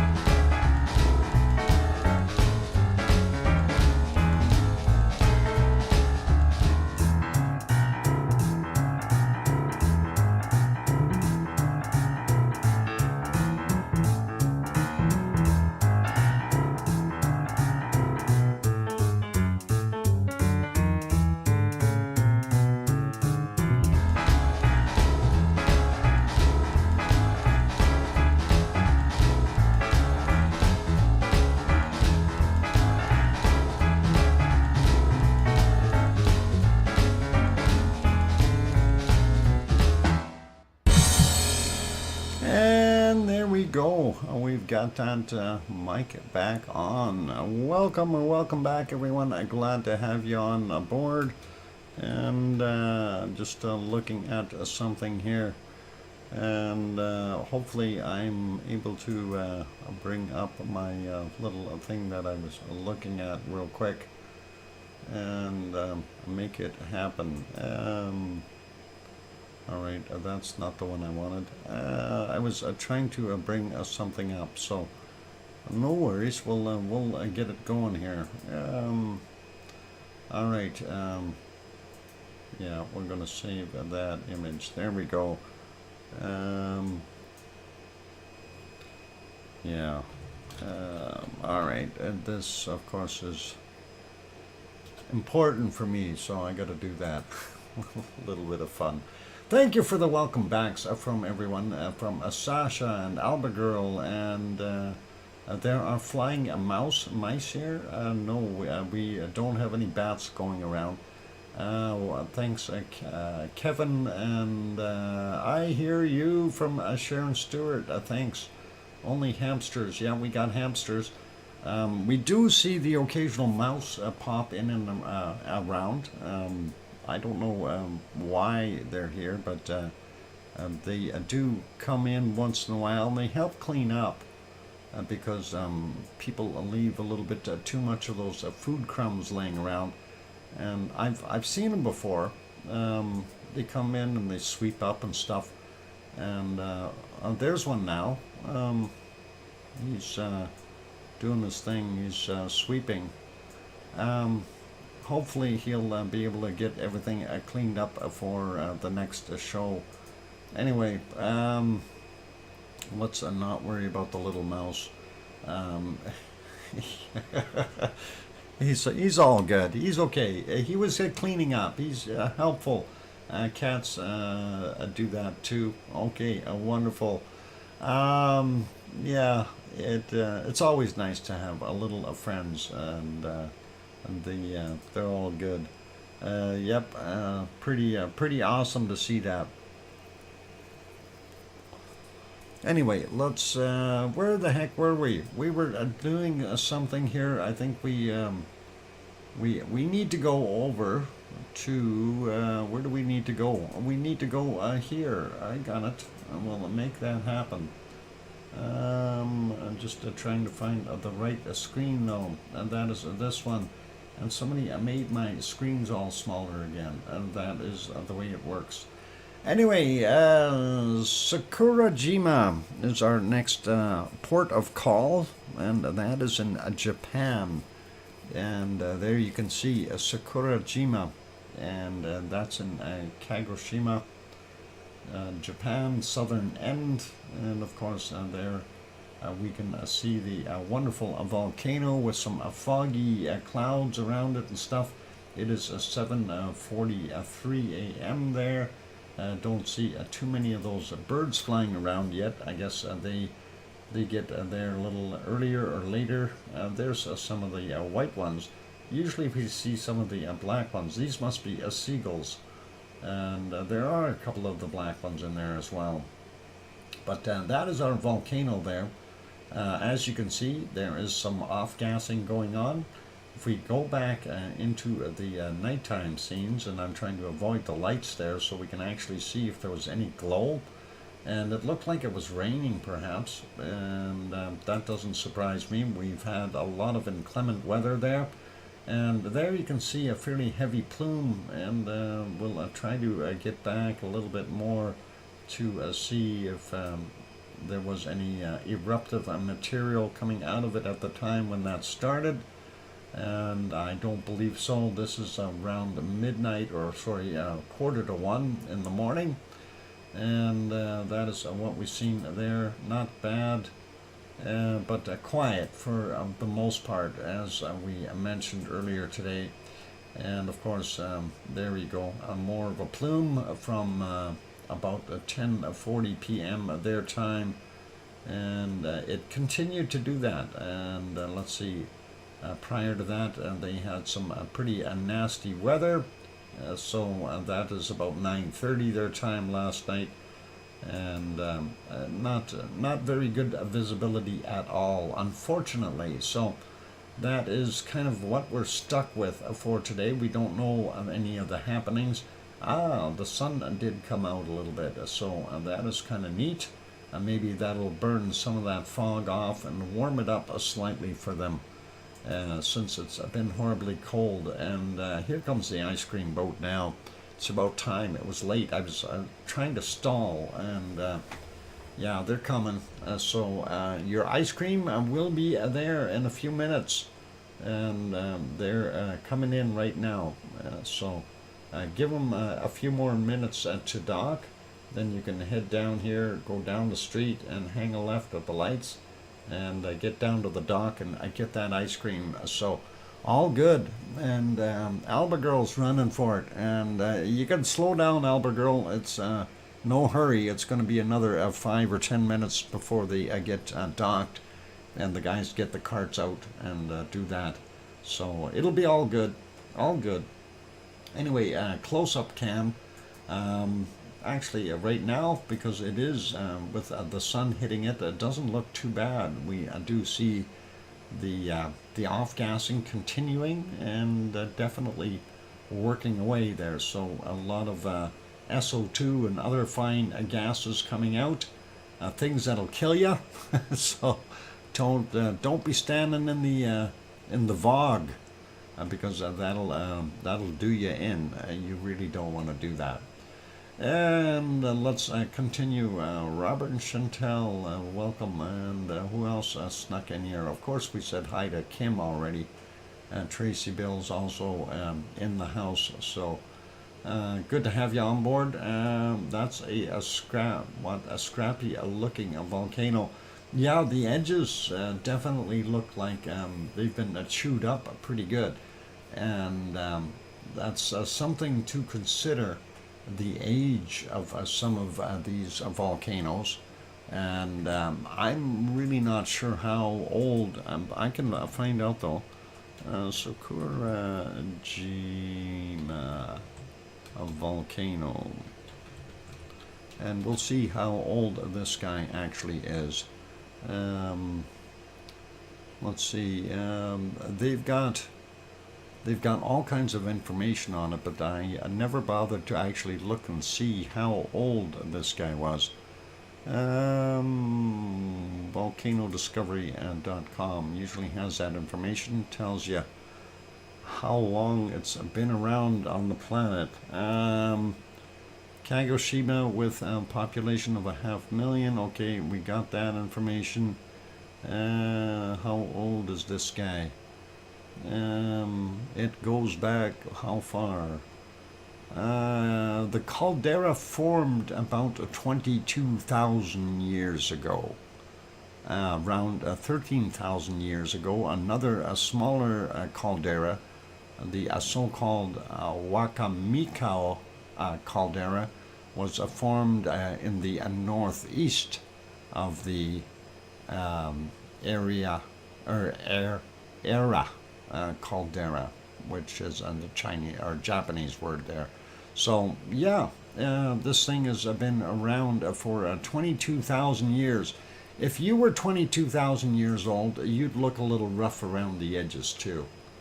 And that is a kind of yeah, it is a very, very old volcano, and it's popped a few dozen times since it was born. So some of that is, really, literally ancient material that we've got there, as you said, under the tornado.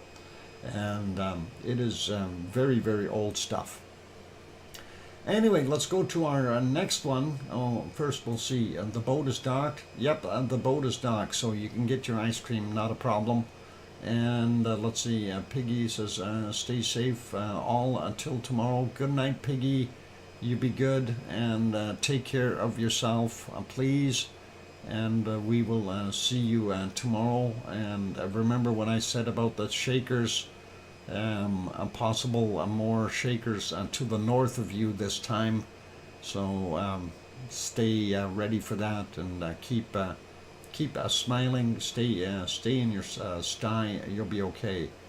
On that note, it's time to pop over to the next one, and that is our Suwanosi-Jima. Suwanosi-Jima on its own little island, a little bit further south, and it did have a little bit more of a glow happening again during the nighttime. We don't see a lot off-gassing today. There's two calderas side by side here, by the way, and there's one vent in one and then two vents in the other one. And if we go back a little bit, we can definitely see some glow, and there you can see the area lighting up a little bit. Always interesting when you see that, and you have to kind of go, okay, what are we going to see some lava out of there?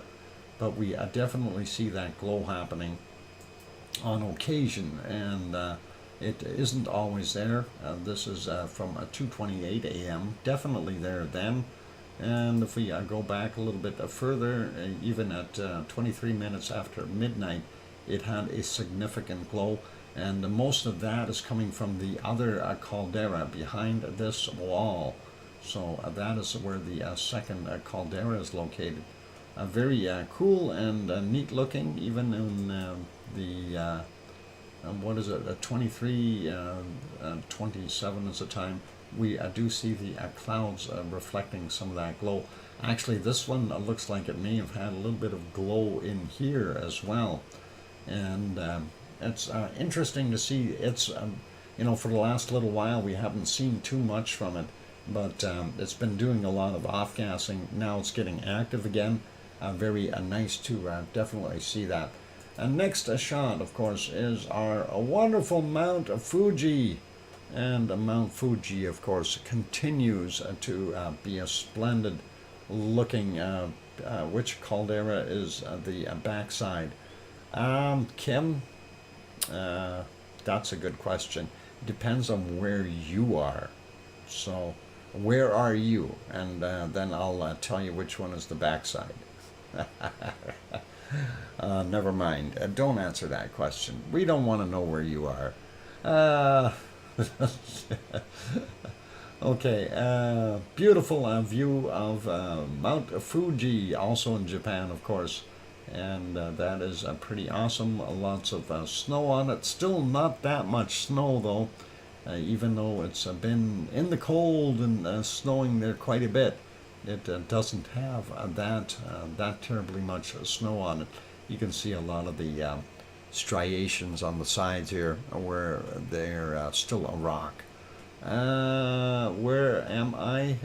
At a safe distance. That is wonderful, Kim, and that's the best place to be, far away from the volcano.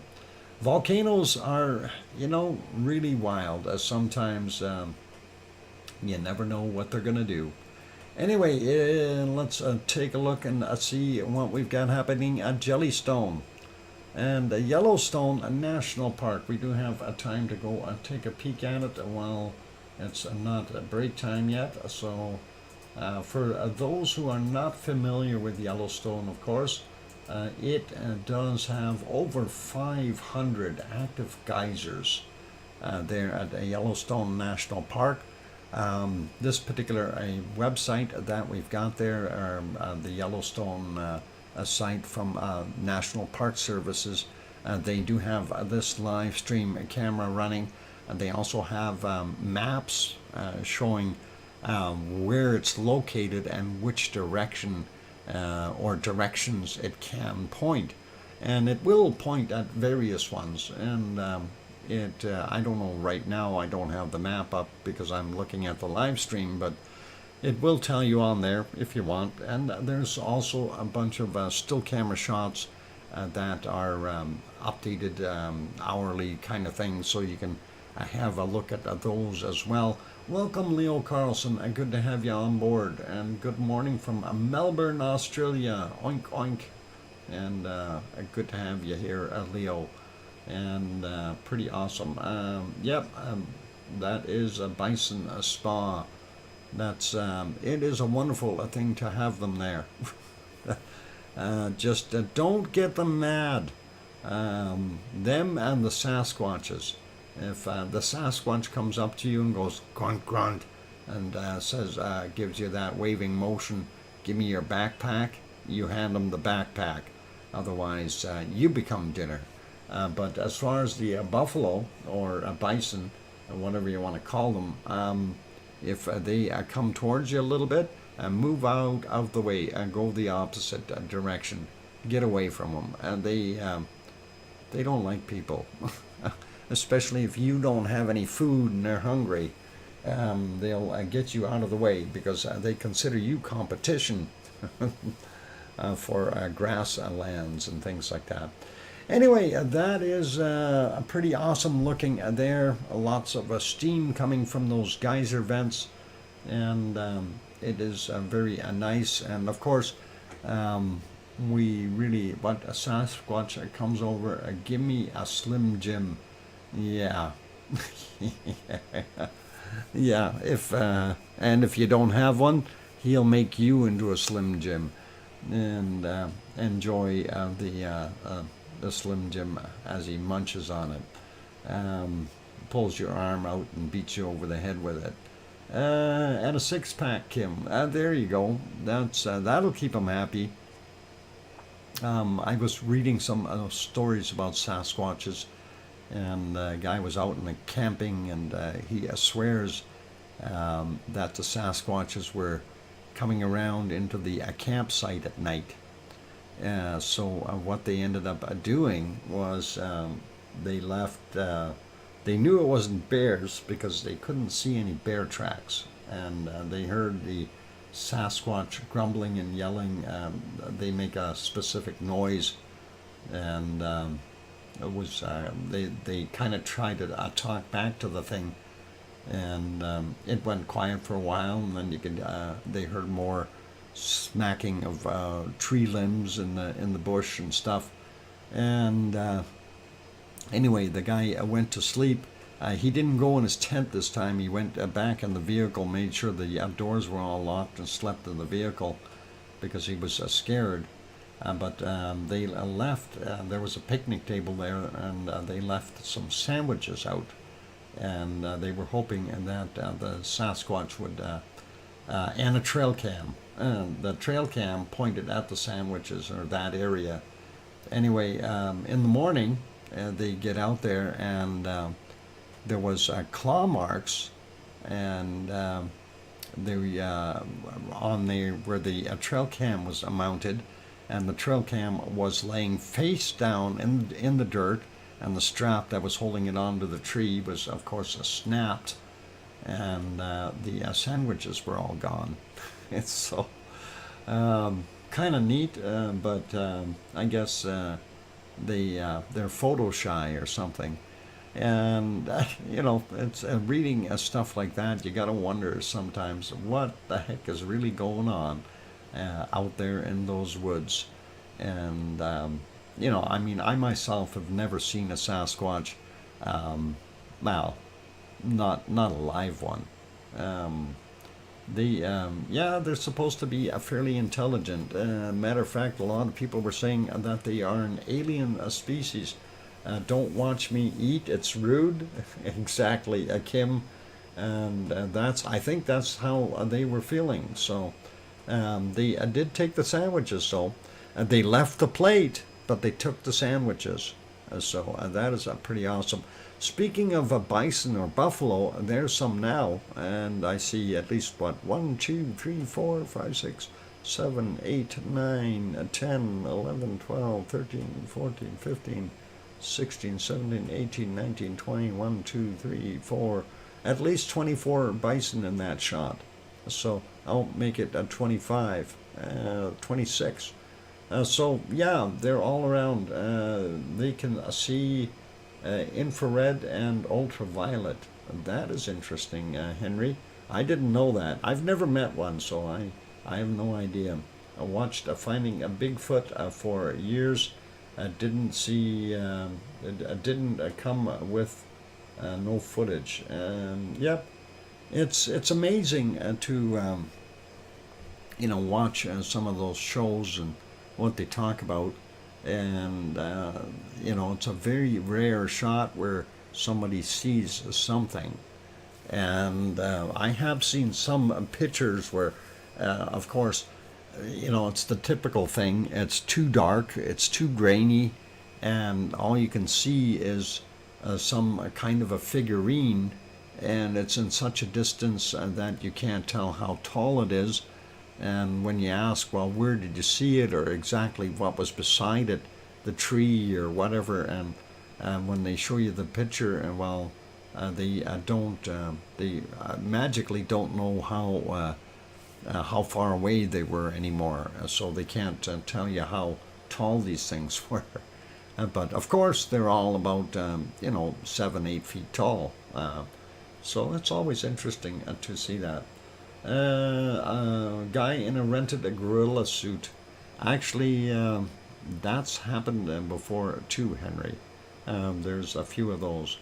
Anyway, it is break time, so I am going to go on that break. We'll put you back onto the lava over at Kilauea. And after that, we will get into earthquakes. And we'll see some earthquakes around the world. And then from there, we'll take a look at our possibly at the volcano map. I don't think there's really anything new on it, so we may be able to skip that, but we'll definitely go take a look at the SO2 charts, and then we'll go from, or the maps, I should say, SO2 map, and then we'll take a look at our weather. So stick around, you guys, a little bit more to come. Don't go away, keep smiling, be good people. I'll put you back over to Kilauea, and keep safe, play nice in the lava. I'll be back. Thanks.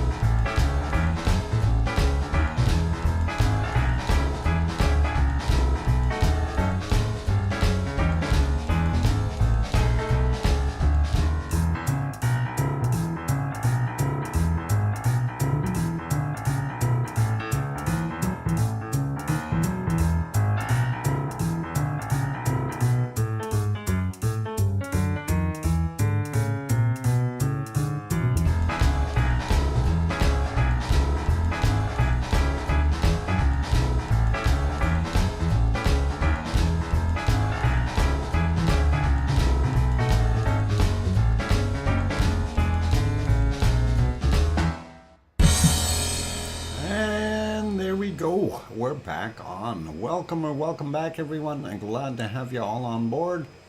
I see Mummy of Hamsters is here, as well as Geoplanet Jane. Welcome to both of you, and nice to have you on board. And thank you, Sasha and Albagirl, for the welcome backs, as well as Mummy of Hamsters and Jane and Sue. Thank you. And howdy, Doctor, from Jane. Thanks and welcome. Glad to have you on board. And yep, a solar power system is uber reliable until you get a whole bunch of clouds. And then you have a little bit more difficulty. But it's never that cloudy for that long, and does help you out. So all good. Just to mention, though, some of the stuff that you can do with your solar energy is definitely get into solar heating as well off of your panels. So in addition to having solar power, yeah, you need to have batteries with it, absolutely, for those cloudy days and that kind of thing, and nighttime, of course. But just so you understand, a majority of the light that you see with your eyes is actually only about 45% of the actual power or light that comes from the sun. The other 55% is actually ultraviolet that you don't see. And of course, that it comes in the form of heat. And if you have your black panels, that solar heating is then used with a heat pump system. Yep, that will infrared. Yeah, sorry, not ultraviolet. Yeah, IR. Yeah, not UV. IR. Sorry, wrong side of the spectrum. But yeah, the definitely works really well that way. So that'll and you'd be surprised, even at say 10 degrees Celsius outside or 50 Fahrenheit on a relatively overcast day, you still end up with a lot of hot water, a lot of heat coming from it. So it works pretty awesome, and that is always interesting. Even at lower temperatures, at the freezing mark, you are still receiving a fair amount of that infrared, and it still heats you up quite a bit, or heats your water up, I should say. So pretty cool. Stay warm in a car for now. Okay, staying warm in the car. That is all right, I guess. If you can do that, that'll be okay. Just can't sit back in your armchair and watch TV. Unless you've got a new fancy car. Some of them you can. Anyway, let's get over to our earthquakes, and that's what we wanted to look at next. So let's have a peek, and there is our USGS earthquake map, and we'll run around and take a quick look. I see a brand new red spot over here, over in Russia, 4.0 from 1517, 345 miles down, or kilometers down. Out here in the ponds of, well, it's just off the coast of Russia, and there's Japan on the other side. And we see it's in the water. It doesn't show any kind of no tsunamis or anything like that, so nothing to worry about there. And down here near Mozambique, right in between actually Madagascar and the Mozambique side of Africa, we see this one from 1542. And I wonder if that is the antipole to the other one in Russia. That is 10 kilometers down. So when we see antipole, that's the opposite side of the Earth. So I don't know if that's far enough. That might actually be over here somewhere, but you never know. Anyway, let's take a look at our North American stuff. First, we do see a couple bigger ones here in up in the Aleutian Islands coming towards Alaska, 3.0. Nothing big, 5:39 a.m., 75.6 kilometers down for him. Another 3.0, and that is at Karluk, Alaska, and that was actually yesterday's from 23:52, 68.1 kilometers down. Another one up here, this one is in the Yukon from today, 11:22 a.m., and that's a 3.0, so interesting to see that, 3.8 kilometers down from him. So a Canadian one, and let's slide down a little bit more. We do see this one here, 3.7, near Ferndale, California, another little shaker. That is yesterday's from 1656, 24.7 kilometers down. We see very small ones there. I'm not going to worry about those. We don't see anything else. We do see a very quiet stretch in here. And quiet stretches always bother me when we see stuff like that. Is something locked up? And we'll hopefully see some little spots. If we don't see any little spots for a while, we may end up seeing a bigger spot, and we don't like those. Sliding all the way down though, we don't see anything on the South American side. We don't see anything in New Zealand, nothing in Kermadec Ridge or Tonga or Fiji. Sliding over Papua New Guinea has nothing, and we don't see anything in the lower portions of Indonesia. But once we get up here, that a swarm area is still showing a bunch of new ones again, and we'll look at some of them. 4.6s, they're not as big as the old other ones were, but we remember that we had that 7, the big, it was over 7 actually, I think, right in this spot in here. So definitely 4.6, 22:15 yesterday. Then we got this 4.5, 2020 yesterday. 4.7 from today at 9:11, then a 5.0 from 12:57 today, and this guy here is 4.7 from 8:20, 54 kilometers down for that one, 47.7 for this one, 58.1 for that one, 53.8 for that, and 62.2 for that one. This one is a 4.6 from 1845 and 49.5 kilometers down from yesterday. Going up a little bit further north, we see these ones here.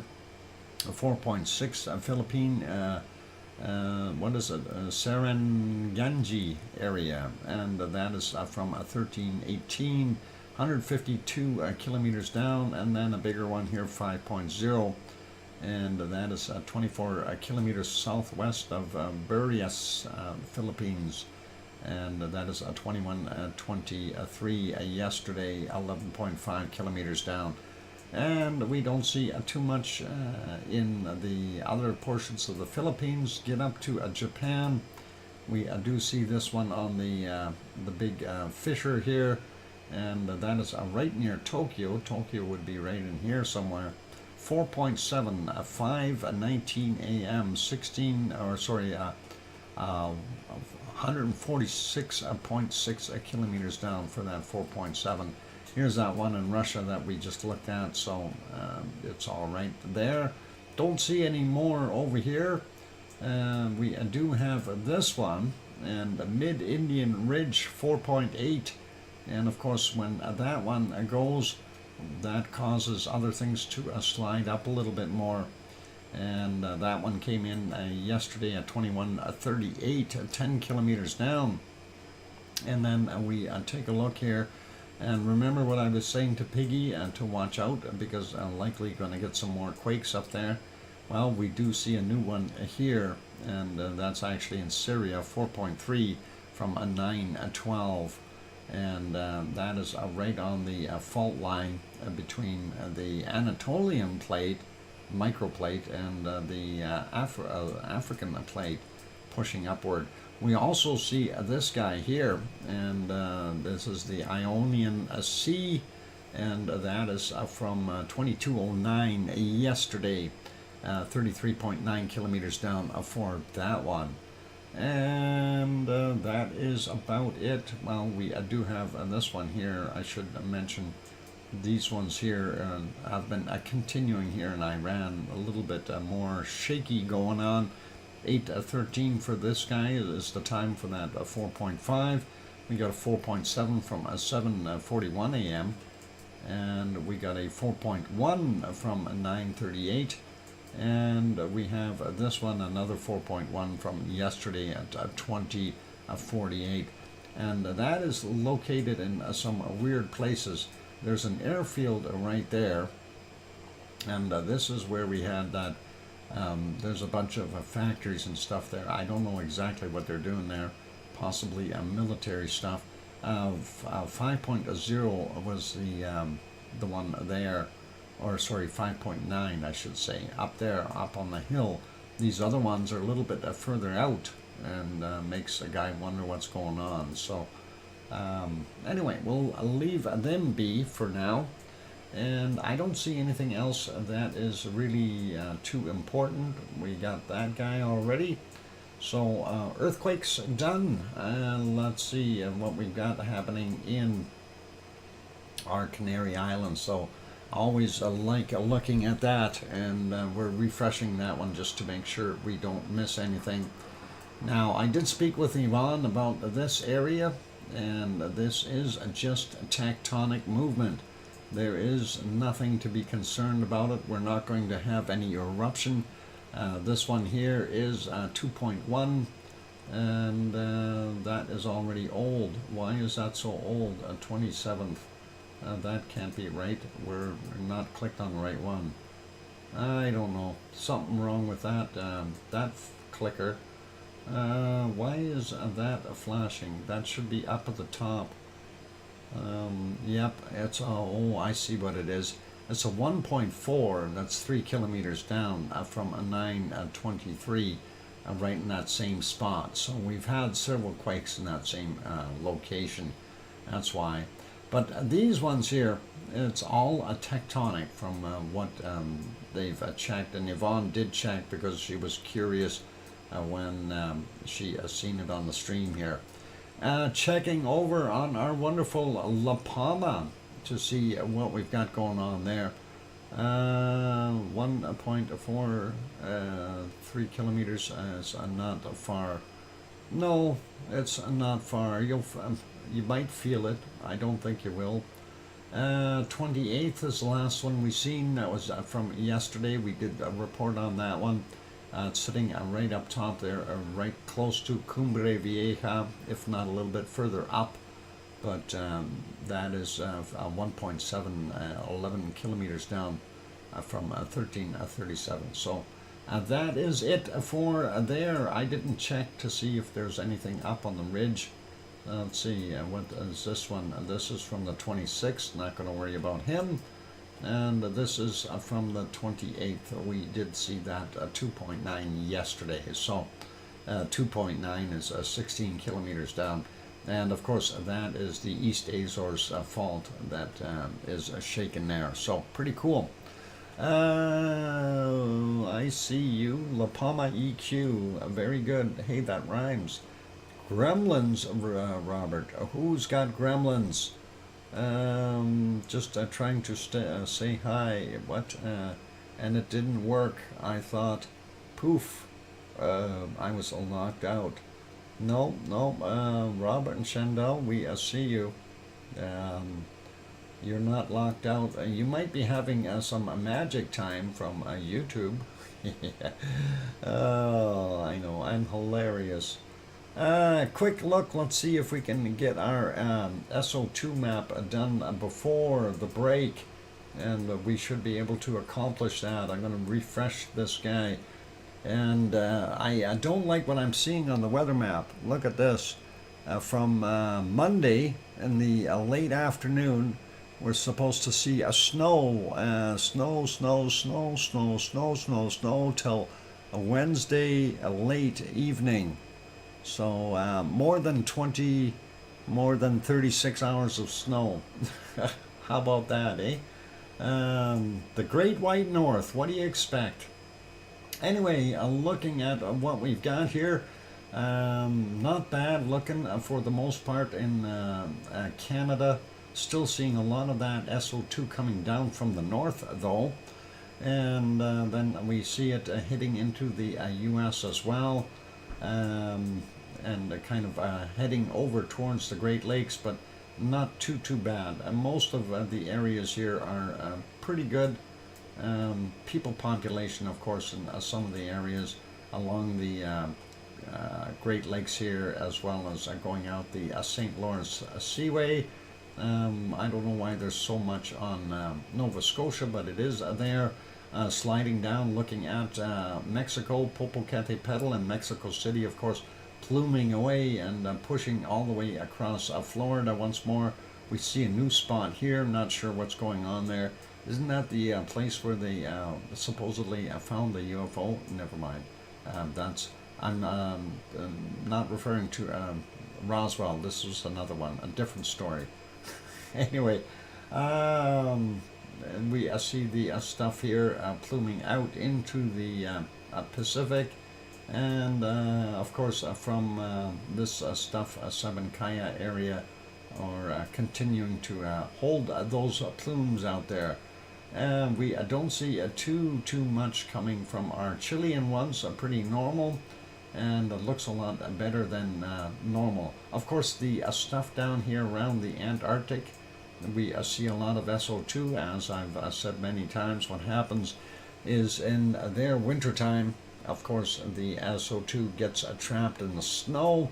It falls as snowflakes, it stays frozen, and then when they have their summer, it is the snow melts and it releases that SO2 back into the atmosphere, and that's what's happening. White Isle volcano continuing to do that. And Leo, are you having a barbecue? It looks like Leo's place is having a barbecue. No barbecue for you today. I don't know about that. What's your temperature? I see 20 degrees Celsius. What's going on here? Let's have a look at the beach. Well, you're not out at the beach. I don't see you out there. So, yep, I don't know. No Barbie. Yep, there we go. But I don't know. I'm glad we got these spy cameras out to see what he's doing, though.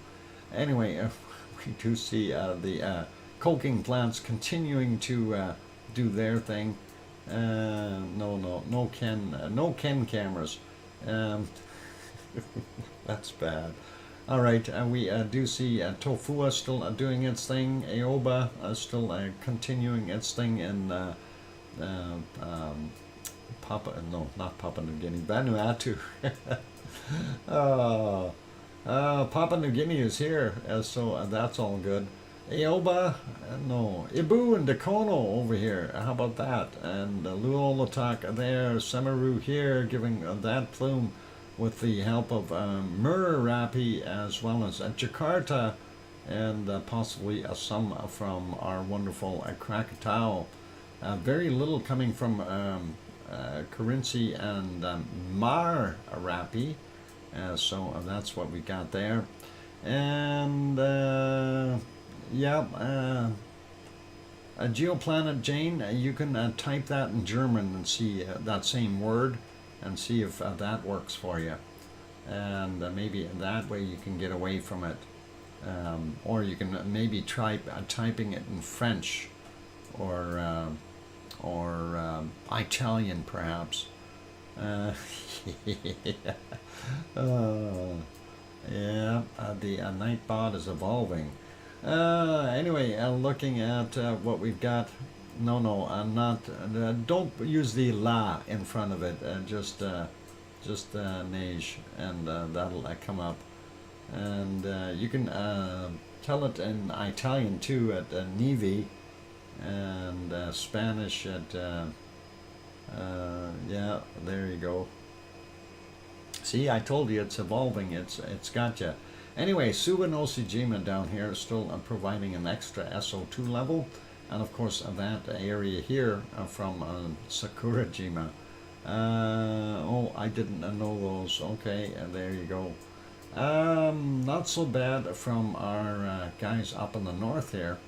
We do still have our trio, Chikaratsky and Ibiko and Alade working from this point. And then, of course, our four that are up here in the Kamchatka Peninsula are still continuing. Normal stuff in India and China. The oil refineries here in Saudi Arabia, Kuwait, Iraq, Iran doing their thing. Erta very, very little visibility at all. We do see our stuff in the DR Congo area still working away, and looks like they may have the day off at the smelting plant there for the gold. And the last one we're reporting on here, of course, is Etna. Etna is throwing out a fairly good plume today, and that is what we see. Mount Etna in Sicily. Looks not so bad for France and Spain, a little heavier in Germany, and looks like Chechnya and Poland. A little bit of a blue spot there, same as Germany. Poland a little heavier, looks good though out here in Irish Monkland, and England, Wales, and those places, Denmark and Sweden and Finland as well. Same with up here in Iceland. So that is our SO2 for today, and we will look at our cold temperature map next. And well, not cold temperatures, but we'll take a look at the temperatures around the world, and we'll see what we've got for comparisons. Anyway, I'm going to take a break though. I'm your host at DrFox2000. Is iMonk here? No, he's not. Not right now, Jane. I seen him earlier. His goat was still stuck on the roof though. I don't know if you've seen that yesterday. Hang on, we'll see if we can locate that picture of his. There is his goat up on the roof. I think he was working on trying to get that guy back down. So, but that's over in Doolin. So, yeah, the roof goat. Anyway, we'll put you back over to Kilauea for right now, and we'll go take a break. And don't go away. More show to come. Well, we're going to go through the weather and then find the cold stuff and go from there. My Pepsi emoji is gone. Oh, Sophie, you need a Pepsi? Well, here is a few for you, and I'll be back. Oh, you're not a member anymore. Your membership ran out. You had a gift membership and it ran out. So that is possibly why. And that happens. But anyway, I'll be back after the break. Keep smiling. And we'll see what happens here. Maybe somebody will gift some more memberships soon. I'll be back.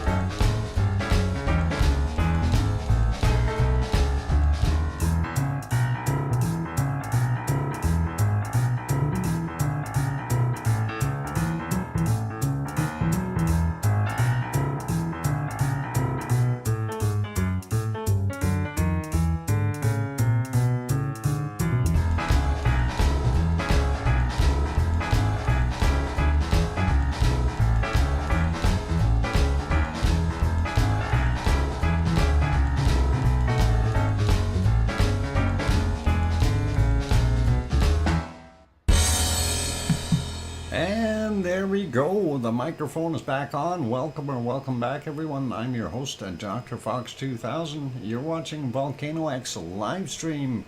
And thank you for the welcome backs from, let's see, who we got there. Old Mummy of Hamsters saying welcome back. Uncle Doc and Leo saying welcome back, as well as Sue and Alba Girl. And Sasha and Susie saying good night. Kev, rest well. Kevin, if you're leaving, good night to you. All the best. Thank you, Hermione and Fluffy. And let's see. I hear you, Dr. Fox 2000 from Sharon Stewart. And thank you, Susie, for that. Welcome back. All cool. I see a Chuckster is in the house as well. Welcome, Chuckster. Good to see you. And let's get over to our weather map and see how things are looking. Wow, Sharon Stewart gifted 10 free memberships, and that is wild. Sophie just got your things back. Oh wow, some wonderful names. Wonky Donkey, Sophie, and Carla Ott. Tanto, Johnny Gonzalez, Tony Flabby, Mary Jane, Linda Arlington, and Serotonin were all gifted memberships. JB was gifted a membership as well. Sharon Stewart, you are a wonderful person. Sharon, writing it down, Stewart. Thank you. Gifted 10 memberships, and those are all wonderful people that received them. Thank you very kindly, Sharon, and that is very, very awesome. And people like Sophie should really be enjoying that now. Sophie, you got your Pepsi can back. That is awesome, and that is really cool. And Trevor as well, and all of those good people, and they're all very well liked individuals here. So thank you very, very kindly, Sharon Stewart, for throwing that gift pack in. That is super, super kind of you, and I'm sure they will all be happy. And congratulations to all of you. LOL, Sophie. Yeah, where'd Sophie go? Sophie. And yeah, Tanto also got that one. That's cool. Have not seen Tony Flabby. Oh, he was here yesterday, Tom. He was in yesterday again. So he is now living in Brazil. He's no longer over in Bangkok. He's in Brazil now. So, in Rio de Janeiro, very cool, and he was definitely in, so that is wonderful. Anyway, let's get going with our temperatures and stuff around the world here. Looking at Alaska, looks like their little panhandle here is a little bit warmer. The upper northern areas, a couple of colder spots there, but most of it is warmed up a little bit. And we see the Yukon does have a few cold spots in it as well, and it looks like the real bitter cold doesn't start till you get into the Northwest Territories, and then over into Nunavut. Sharon Stewart gifted another 5 memberships. Holy mackerel. Arizona Snowman was gifted a membership. Klaus H., Dylan V., and let's see, that is 3. I don't know, maybe we ran out of people for right now. We'll see what happens. And that is absolutely awesome, Sharon Stewart.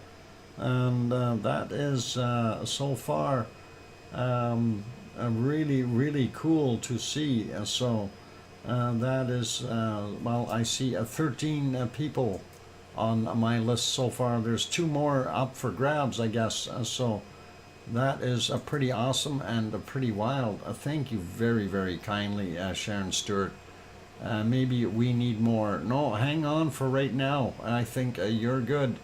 Okay, cool to be ahead of the game. Yeah, I'm sure there's going to be a couple more that we'll see pop in there that may get them. That is all good. And remind everyone, if you're not here, or if you are here and you haven't turned on your gift membership receiving, click on the banner, scroll up and click on the banner that has the gifts on it there, and make sure you turn on your receive gift option on there, and you too could be a member in here, and that is all wonderful. Anyway, let's get at it. So we were talking about up here in Nunavut. It's very cold. We see British Columbia along the Rockies here are very cold. Looks like Alberta is warming up just a tiny bit on the northwestern side, but still fairly cold. Edmonton, of course, showing a minus 15 Celsius right now for me. And looks like about 2 degrees there in Vancouver. Over in the Rock, maybe about 0 or 1 or something. And that is what we've got there. Looking at the bottom end of Alberta, though, they still have that cold air in there. That's going all the way into the U.S. here. Saskatchewan, bitterly cold. And we see also a very cold in Manitoba, Northern Ontario. And of course most of Quebec up on the top as well. The bottom end here, Toronto coming in at minus 5, London a minus 6 or so, Detroit a minus 2, Chicago over here where Tom comes from, minus 6 as well, and Cleveland 0. I wonder if how much snow they're getting.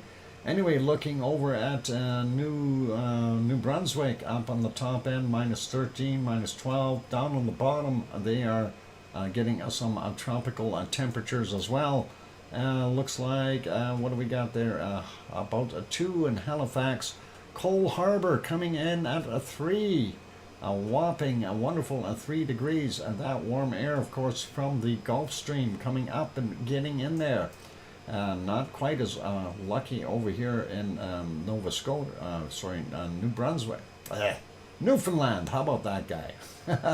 And then we see over here right on the coast there, there's still a minus 1, 2 roughly, but Labrador all the way down to a minus 32 in the top here. Not so good for them. Looking at Portland real quick, they are still holding some cold temperatures, 2 degrees there. San Jose only about 8 or 9. Los Angeles about 13 right now. Las Vegas will be coming in at what? Somewhere around 14 degrees. Let's see, about 17 there in Death Valley. Oh, 18 in Death Valley. I was close. And that is pretty good. Old Mummy of Hansers put in weather for Ontario. You got to be more specific, otherwise you get the whole province of Ontario. And you got to give a little bit of a Ontario what? Ontario, California, or Ontario, Canada. If it's you try to be a little more on the dot there. Pick a city close to you if you don't want to reveal your own location, and that might help. Anyway, we see 19 in Phoenix and 19 in Tucson. They've got a little bit better weather. Albuquerque and New Mexico coming in at about 11 degrees Celsius. And I see some heat back in the bottom of Texas. They are probably enjoying that 26, 27, 28 degrees. San Antonio made it up to 23. Austin is still across that line in the cold stuff and freezing. And there it is. Conditions for Ontario, minus 1 degree Celsius and a fog. Not good. Weather for Ontario, Ohio. That is a different place. And Houston at 20 degrees. Austin was at 10, and we see about 1 or 2 in Dallas. Going over to New Orleans, a little bit warmer, 22. Mobile, Alabama, about 17. Looking at Atlanta, they are only at 10 or 50 degrees Fahrenheit. And looking at Jacksonville, 21 degrees Celsius. So a good 70 degrees there, and about 75 degrees there in Miami at 25 degrees Celsius. Sliding up a little bit, we got Atlanta already. Charlotte, North Carolina, 10 degrees, 50 Fahrenheit. And a little bit warmer than that for Grandma B, just by a tad. So not bad. I'm not far from Death Valley. Under the tornado, just if you haven't scroll up in the chat and turn on your accept gift. Accept gift. So if you go up, scroll up to the banners, the one that the last one that Sharon Stewart put in there, just scroll up, click on that, and you could possibly get a free gift for a month membership as well. Just to give that a whirl. And let's see, if we go up here, looks like 10 degrees in Virginia Beach, Philadelphia coming in at 6, 7 there in New York, Boston 7 as well. So some of that Gulf Stream air is actually making its way back up, fighting off that nasty cold. Cancun coming in at 25, 26. And then we see here on the Baja, they're trying to fight that cold, but it is still trying to get its way down there. Mexico definitely a lot warmer than what it was the other day. And seeing here 21, depending on where we're pointing, 19, 20, 21 in Mexico City. And Acapulco coming in at 28 right now, so pretty awesome. Looking at Venezuela, not bad, coming in anywhere from about 24 to 32 degrees. Colombia, same kind of thing, very nice temperatures. You got to remember it's still daytime temperatures right now, so they are a lot warmer than what we normally see. They're in the, I think I was off checking. No, you can still scroll up if you scroll up far enough. You can see that banner, and click on the banner there under the tornado. You can definitely still scroll up. You have a chance at making it happen. There are still two slots available, so try scrolling up and click on the banner, and you'll see it's say gift, accept gift membership. It may give you one, it may not. I don't know. YouTube controls it, not us, unfortunately. Anyway, we see Brazil, not bad. Rio de Janeiro, where Tony Flabby is. He is 25 degrees Celsius there right now, 22 in Sao Paulo. Yep, and there we go. Oh, it says nope. Okay, no worries. We see the warm temperatures have dropped all the way down to the bottom of Argentina. And we see here Paysandú, about 28 degrees Celsius. And that is where the Moncus was, or is. And Buenos Aires, 23 degrees. Anyway, let's slide over to New Zealand. We'll see what their temperatures are like. They look not bad on the South Island, Christchurch at 2021. That is nice. Wellington coming in at about 21 as well. A little bit colder here at Taupo, but that is not so bad. Leo, thank you for bringing that up. 19 degrees. Yep, that's about what we got. Auckland coming in at about 20 degrees Celsius. Over here at Grenzed's place, about 20 as well, so that's not so bad. Looking at Hobart down in Tasmania, 18, but that's not a bad day for those guys. Melbourne, of course, with that barbecue going, I don't know, he's sitting at 20, 21 degrees, somewhere thereabouts. And 19, well, it says 20 on the map here, so maybe it'll warm up. Adelaide, about 19, and we see 24 in Sydney right now. We see that hot air sitting out here just beyond Brisbane. Brisbane coming in at 30 right now. That's pretty toasty. And we see the 33s. I don't see anything higher than 33 right now. That is a little bit better for them, not burning up like the 40-degree temperatures they were getting. Perth at 27, so very nice, and also to the north here, they are getting up to about 31 according to the map as well, and that is not so bad. Okay, let's get over to Fiji, and yep, 29 degrees in Fiji. Yes, it is. And I bet you Vanuatu is 28 or 29 degrees. And 28 today. And 26 to 27 degrees, 25 in the New Caledonia.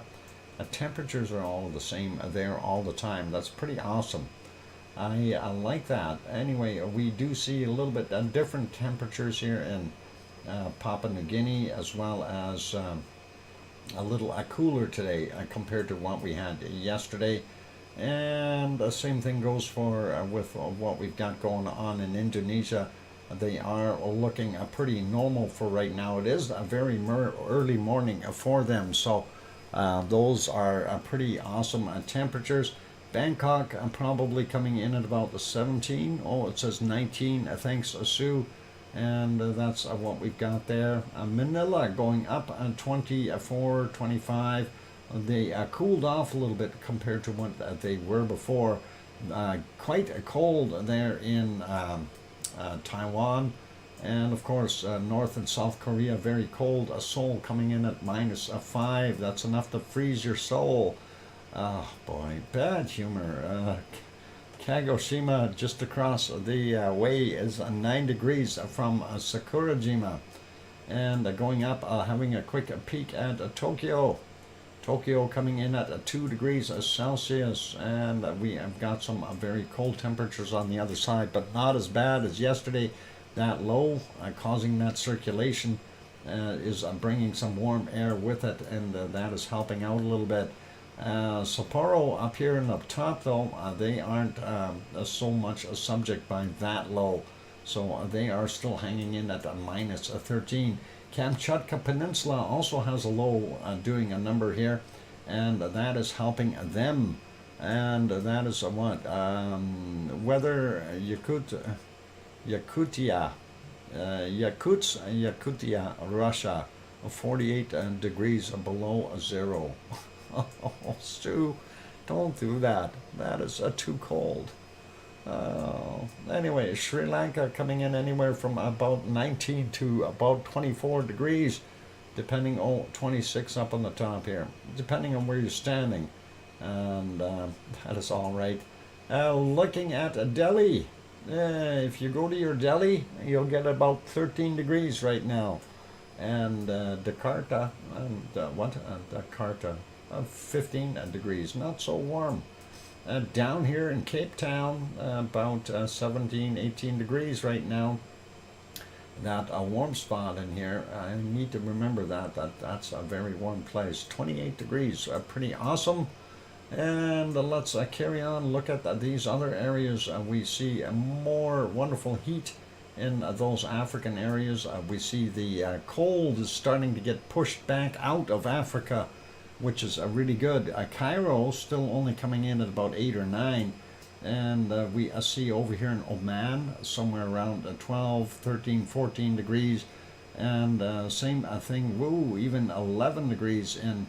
That's awfully cold for UAE, and also very, very cold in Saudi Arabia. And same thing goes for places like Baghdad, coming in at 11 degrees. See pretty normal stuff in Turkey on the eastern side. Let's take a look and see what Piggy's temperature is.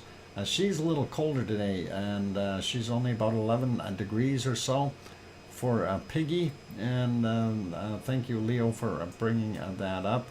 Oh, Sue did it too, and that's okay. 13 degrees it says, and that's all right, no worries. And we're all good with that.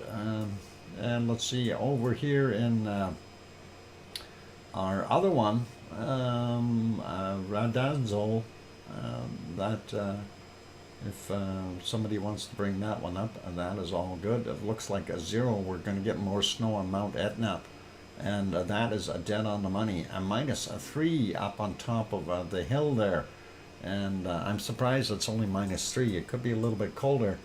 Looking at Naples, coming in at about 7 or 8 degrees Celsius. Rome making it to a whopping 2, and we've got about a 1 degree in Milano right now. And looking at Sardinia, they are very, very cold, anywhere from -1 all the way up to about 10 around on the coastal areas, but very cold nonetheless. Same thing, that cold still holding in there for our wonderful areas of Portugal. Normally they see a lot warmer temperature than that. Madrid coming in at 1 degrees, 1 degree and a 0 for our good friend Aurelio. He's frozen to death. And anyway, the place that Tanto comes from is over here, and Natels, and they are at 2 degrees. Paris coming in at 3. It looks like the Alps are still quite cold.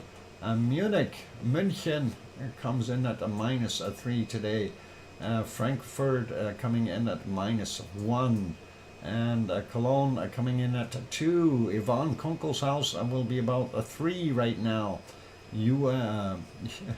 What is it though? OUF Lux is -2 right now. Make sure that block heater is plugged in on that spaceship. And Brussels coming in a little bit warmer at 4. Amsterdam making it up to about 7 degrees on the coast there, and looks like the coast is a lot warmer. Berlin 1 degree. Hamburg 3 degrees. Going up here for our good friend Thor. He's got about 5 degrees, and looks like about 7 in Arthas. Let's see what we got up top here before we go over to England. We see 2 in Oslo today. That's interesting. And 5 degrees in Stockholm. St. Petersburg or Leningrad coming in at a 0. And Moscow, where is it? They're at a -4. So they've got some interesting temperatures. Quick peek at London is 5 degrees right now. Looks like a little bit warmer in Wales in some spots.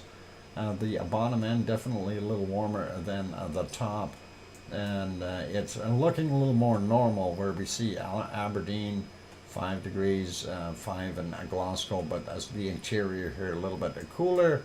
And Irish Monk waving at us. There is 5 degrees Celsius there in Doolin roughly, and a 5 on the other side as well. Let's take a look and see what we've got in Iceland, Reykjavik, and see what we've got for temperature there. Reykjavik comes in at -1 degree Celsius. Thank you, Sue. And yeah, wow, that is pretty interesting. So dress warm if you're going to go looking at old volcanoes or steam geysers on the peninsula here, or stuff like that. Or if you're going to go in the interior, make sure you are dressed for Canada. You'll be okay. And on that friendly note, let's switch it over to precipitation. And I know it's kind of, I should take a quick break, but yeah, let me take a quick break, you guys. And what we'll do is we'll do the precipitation and cold weather after that break. So please don't go away. Stick around, do your thing. And I will be back in about 5 minutes. I'll try to keep it as a short break here, so don't go too far. And C&D Boy says, we will be right here, Doc. Excellent. Thank you, everyone. For those who have not yet hit that like button, please do consider hitting it if you haven't done so and you're enjoying the show. Also, if you have not yet hit the subscribe button and still lurking on the outside, by all means, give it a quick bop. It would be really, really awesome. And that's only if you feel we've earned it. On that friendly note, I'm your host, DrFox2000, here in Edmonton, Alberta, Canada. I will be back in about 5 or 6 minutes. Don't go away. Keep smiling. Play nice in the lava.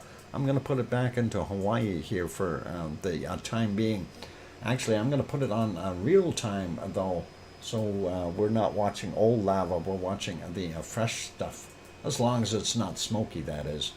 And let's see. There we go. So that is the live shot from Helemaumau crater there in Hawaii at Kilauea and the Big Island. I'll be back. Don't go away. Thanks, guys.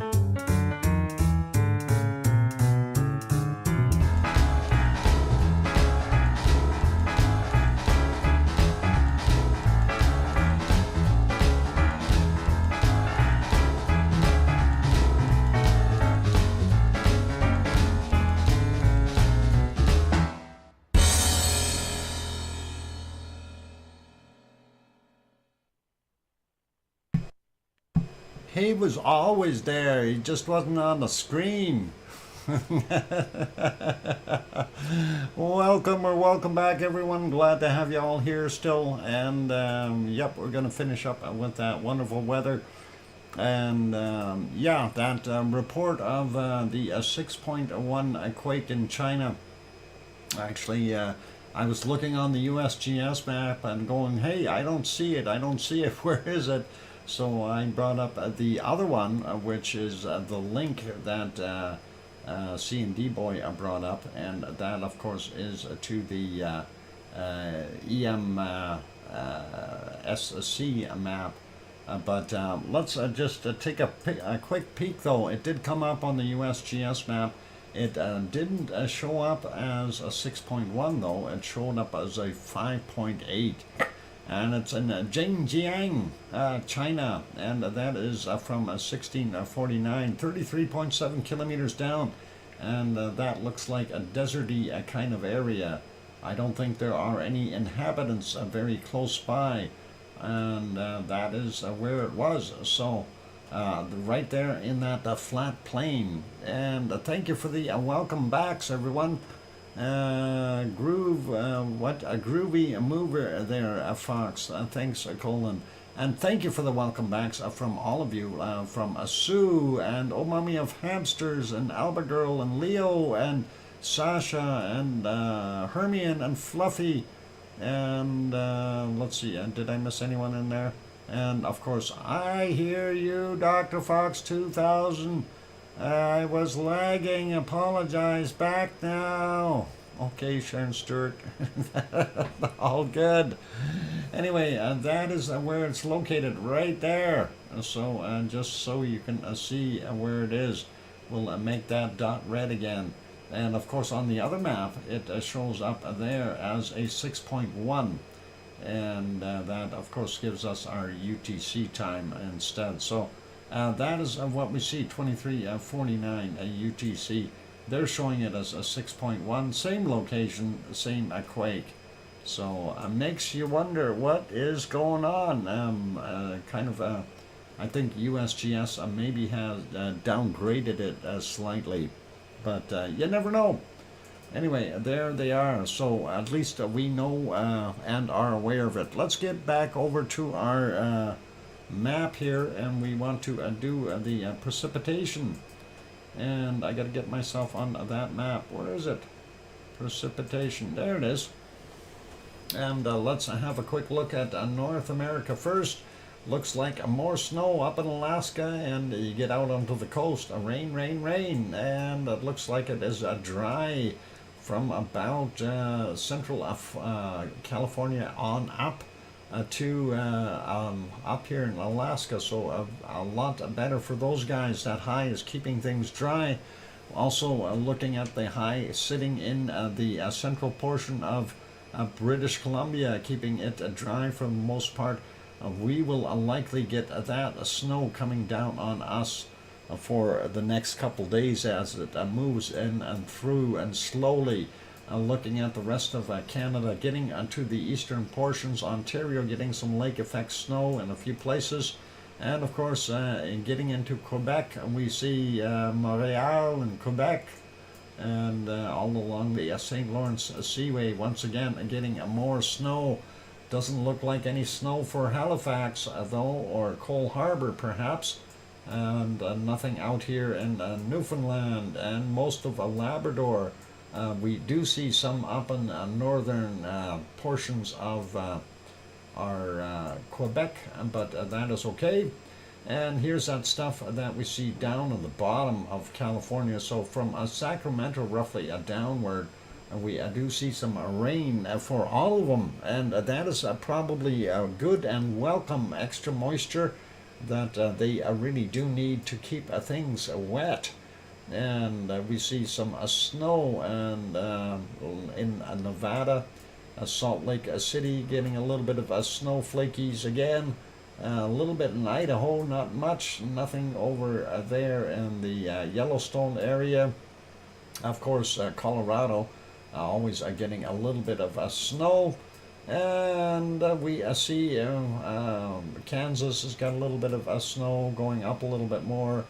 Iowa, those places got a little bit of snow. I don't know if that's going to keep coming down or where it's going to go. And looking at what we see here, ice rain, Springfield. Oh no, the Simpsons are going to have ice rain.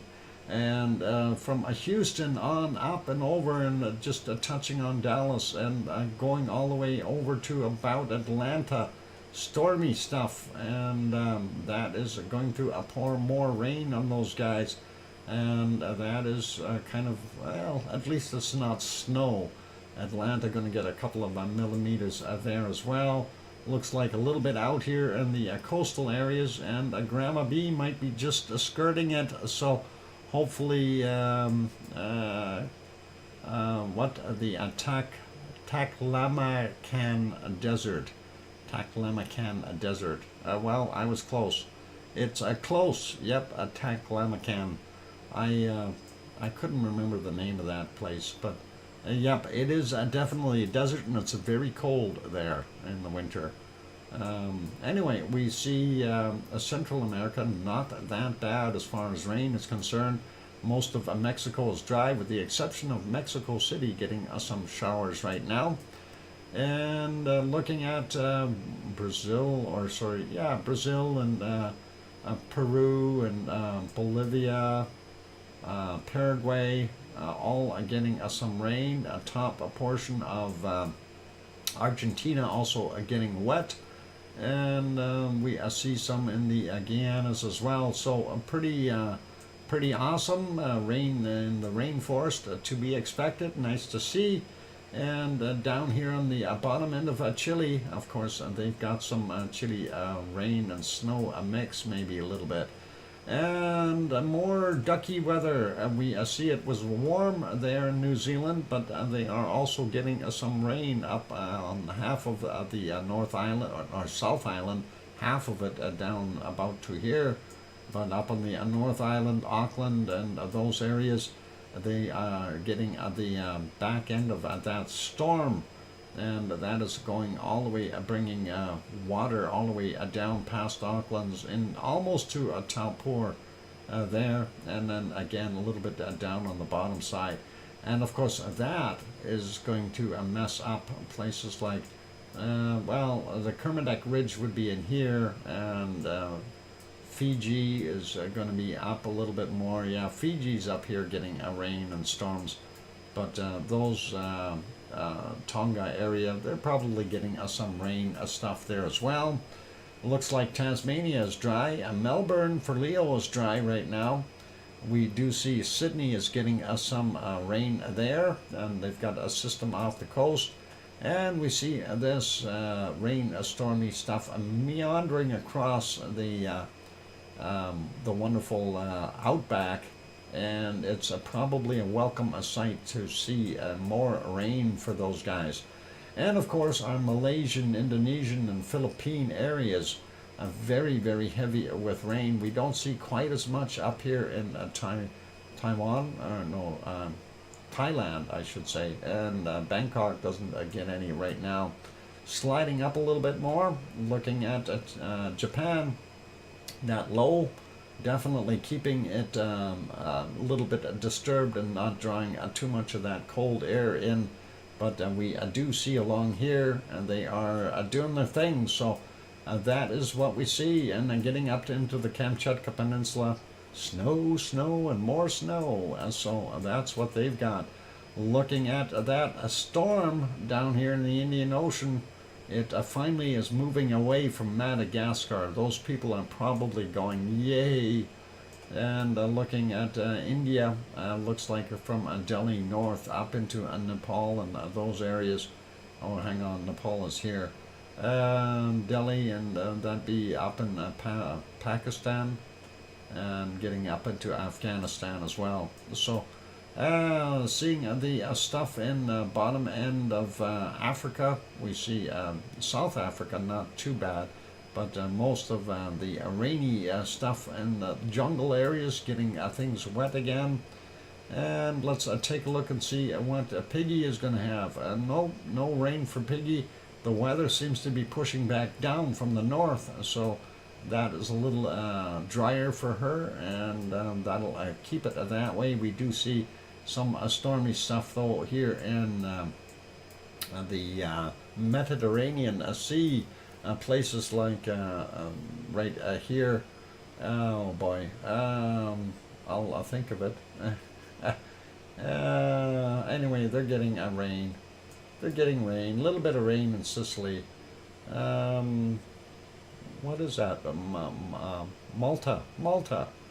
What's Malta called? It's called Malta. Okay, never mind. There we go. Oh, a mental block. I had to figure out what Malta was called. I could think of it, but I couldn't get it out. It's okay. Spain, not that bad. Looks like France and Germany and Holland and Brussels, Luxembourg, those are all pretty good. We do see a whole bunch of rain coming through Denmark, and then of course going up here into Finland, piles of snow, northern portions of Sweden, lots of snow down on the bottom end. They're getting a ducky weather with lots of rain, and rain and snow mix for most of what we see here in what is that place? It's Norway. What do they call Norway? Anyway, England, not bad, and Wales, not bad. Looks pretty dry out there, and Ireland as well. And normal looking stuff there coming down in Scotland. Looking really quickly at what we've got in Iceland. Looks like a good portion of the western part and the Reykjanes Peninsula are dry. I'm going to say an early good night to all. I enjoyed jumping on and off, and no worries under the tornado, and we're just about at the end of the show anyway, so not a worries. You take care. The only thing left is for us to go through and find our very cold places on the planet. Anyway, snow there in the eastern half of our wonderful Iceland, so all cool. And all right, under the tornado, you take care, and we'll see you hopefully tomorrow. Remember, the show starts at 5 p.m. Mountain, 7 Eastern tomorrow night. Back to a Monday schedule. Weekday schedules are 3 hours later than weekend schedules, and hopefully that is all good. And be good, and we'll get into the cold temps now. And Sue is already primed up. She's already found the bitterly ice cold minus 46 degrees Fahrenheit or Celsius. I mean, in Antarctica, right, Sue? We know it's a minus 46 down here somewhere. I seen it. My mouse was on it, and I've had it on there earlier. Yep, a minus 46, and I see it in here. I was scanning around, and I just don't see it right now here. It was right in here somewhere. A minus 45, minus 46. Yeah, right underneath that low somewhere is where it was. Oh, I had it again. There it is, right there. Minus 46 degrees Celsius.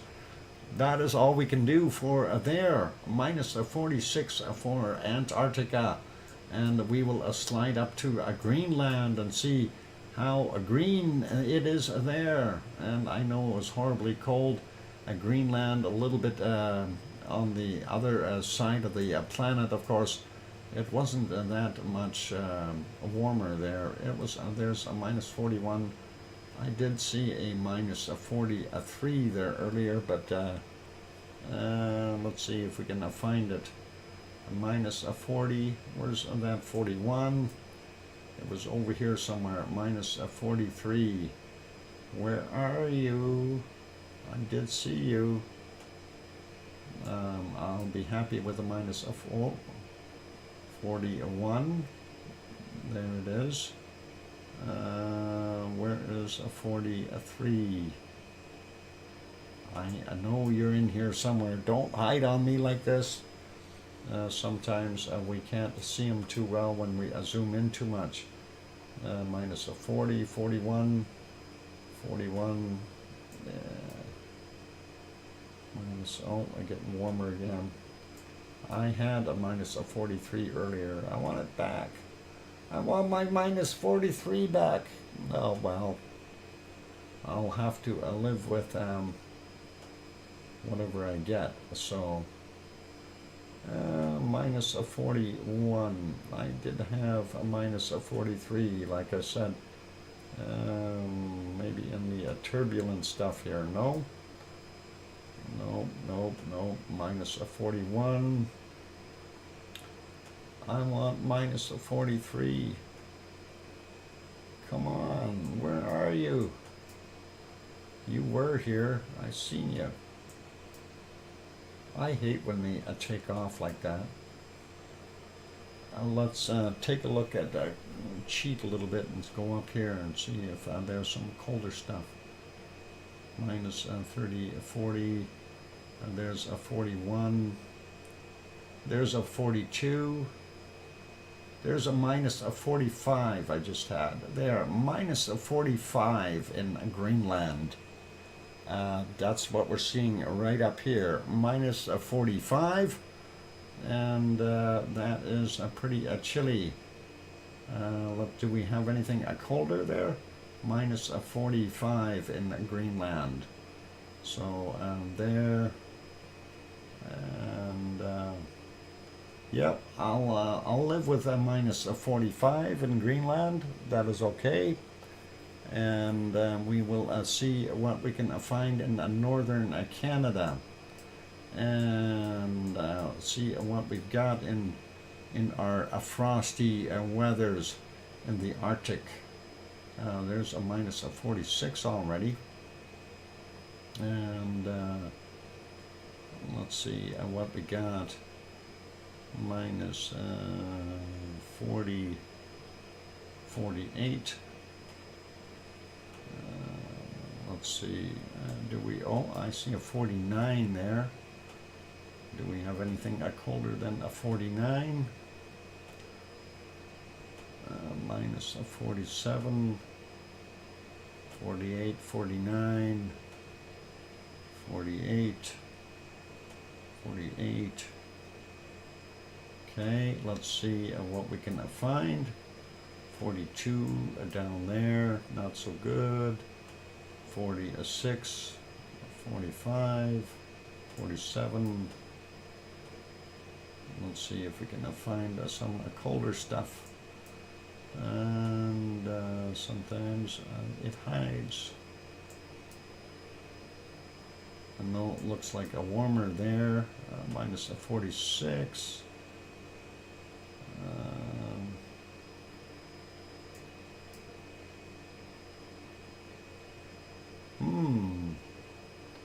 There's a 47. Okay. Minus a 47 so far. Oh, I don't know. Sometimes I have to wonder about this. They keep moving the temperatures on me. Darn it. 46. We got the 47. Canada's such a big place. Minus a 48 there. Okay, definitely got a 48. Let's see if we can find anything colder. A minus a 49 right there. Okay, so we're at minus a 49 and looking. Still looking. A minus a 49 right there. And what else we got? What about up here? No, a little bit too warm. Let's check over here. And nope. What about these little islands up here? They look warmer today. for some reason. What about up here? 36. No, that ain't gonna work. Minus something. No. Let's get back over here. I did see the colder temperatures in this area, so minus 46, 47, 48, 49. Let's go zoom in here and see if we can find that mysterious coldest temperature on the planet. No? We do see that 49. I'm looking for at least a minus 50. And there's minus 51. So, alright, a minus 51. And let's see. I think I might have to concede with a minus 51 degrees. So, alright, a minus 51. I'm going to go with minus 51 here in this spot. And that, of course, is, I guess, about the best I can do. And so, minus 51 in the Arctic. And let's see, what else we've got. And I've got to stretch my body. And I need to find, over here in Siberia, minus 718 and minus 50 already right there. And minus 47, there's minus 50, minus 51 in Siberia so far. And let's see what else we can find. Very cold there. Minus 52 there. Minus 54. Where's that 4? I've seen it. And a minus, we've seen a minus 53 again. We did see a minus 54. There it is. And let's see, minus 55. And so, so far a minus 55. Not sure if we can find anything colder. Minus 54, 55 we had. So let's see about that river here.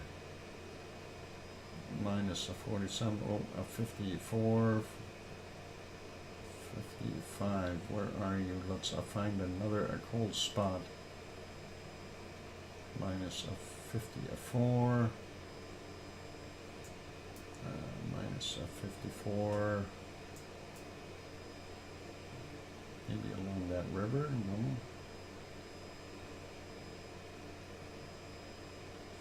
51, 52, 53.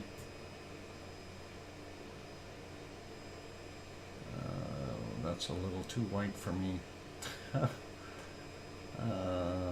53.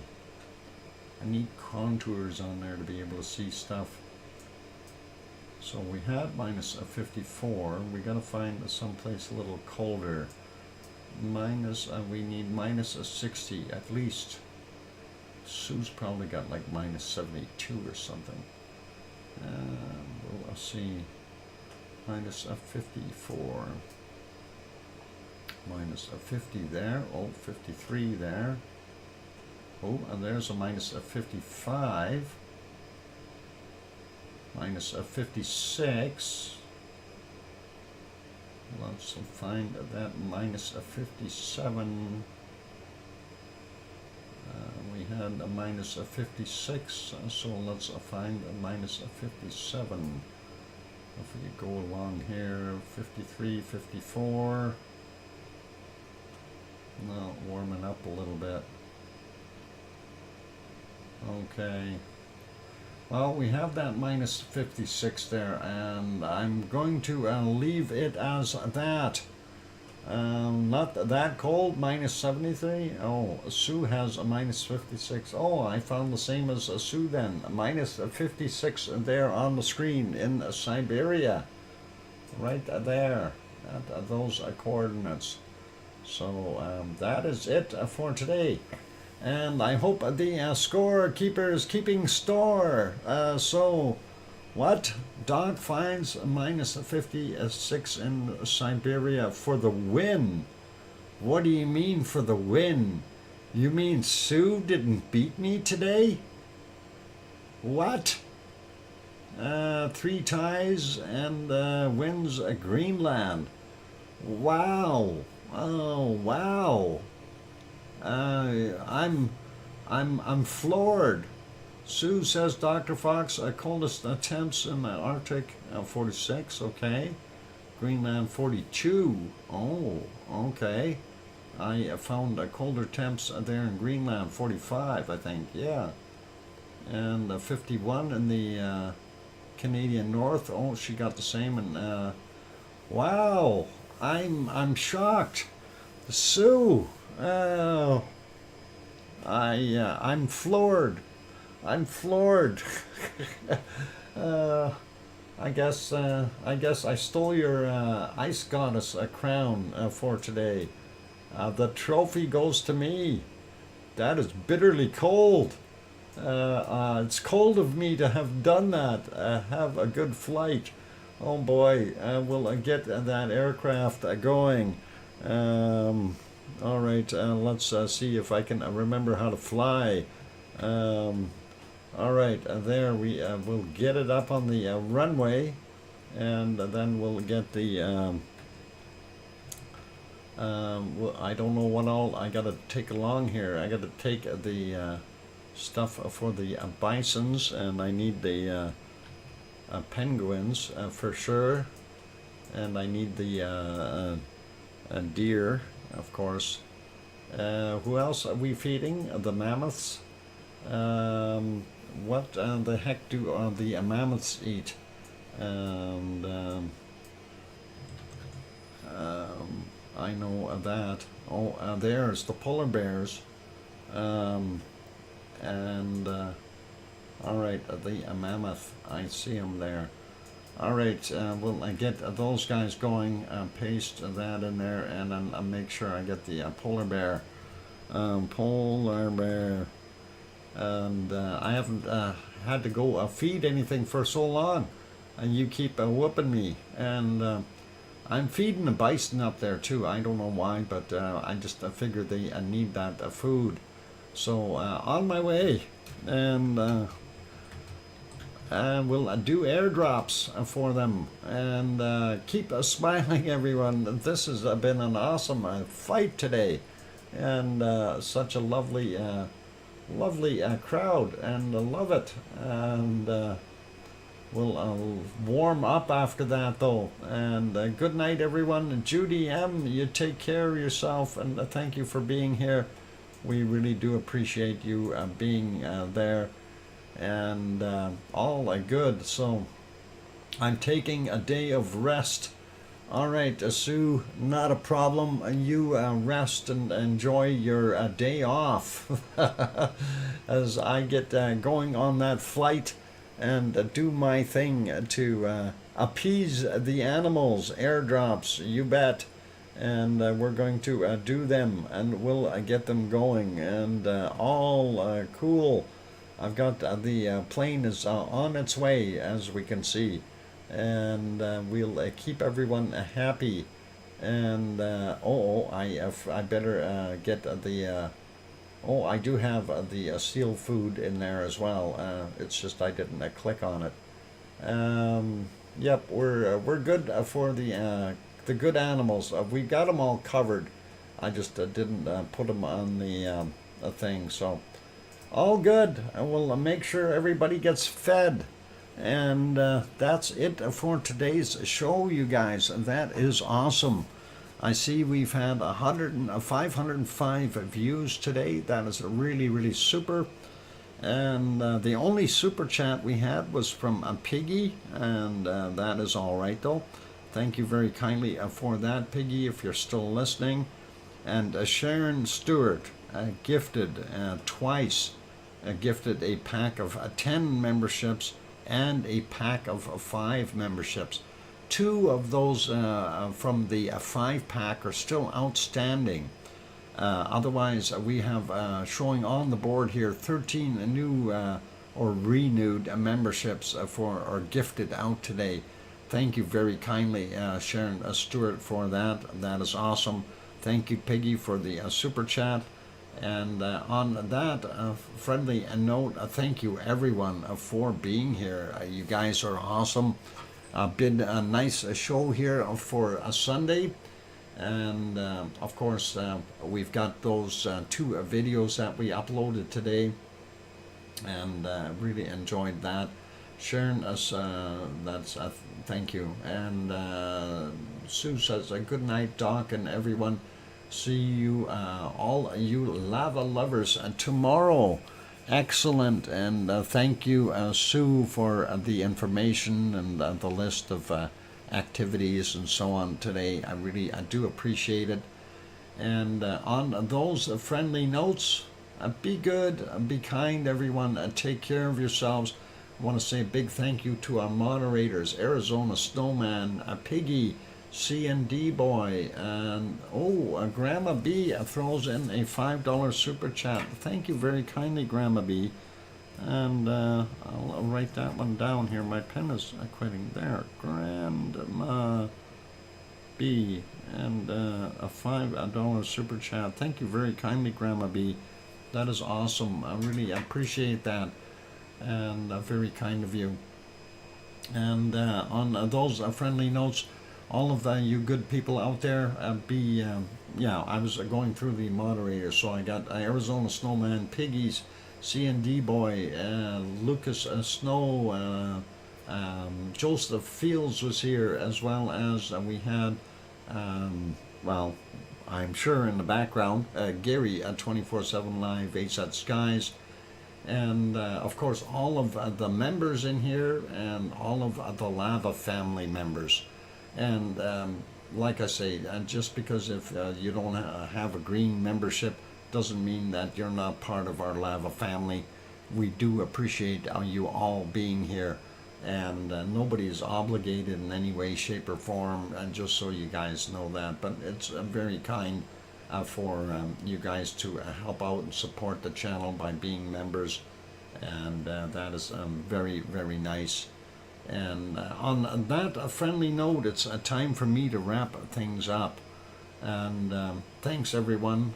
Be good, be kind, have a wonderful and safe Monday, and take care of yourselves. And please, please, most of all, tell your loved ones that you love them tonight, for tomorrow is never promised. I'm your host, DrFox2000, here in Edmonton, Alberta, Canada. We'll see everyone tomorrow. Good night, and oink oink.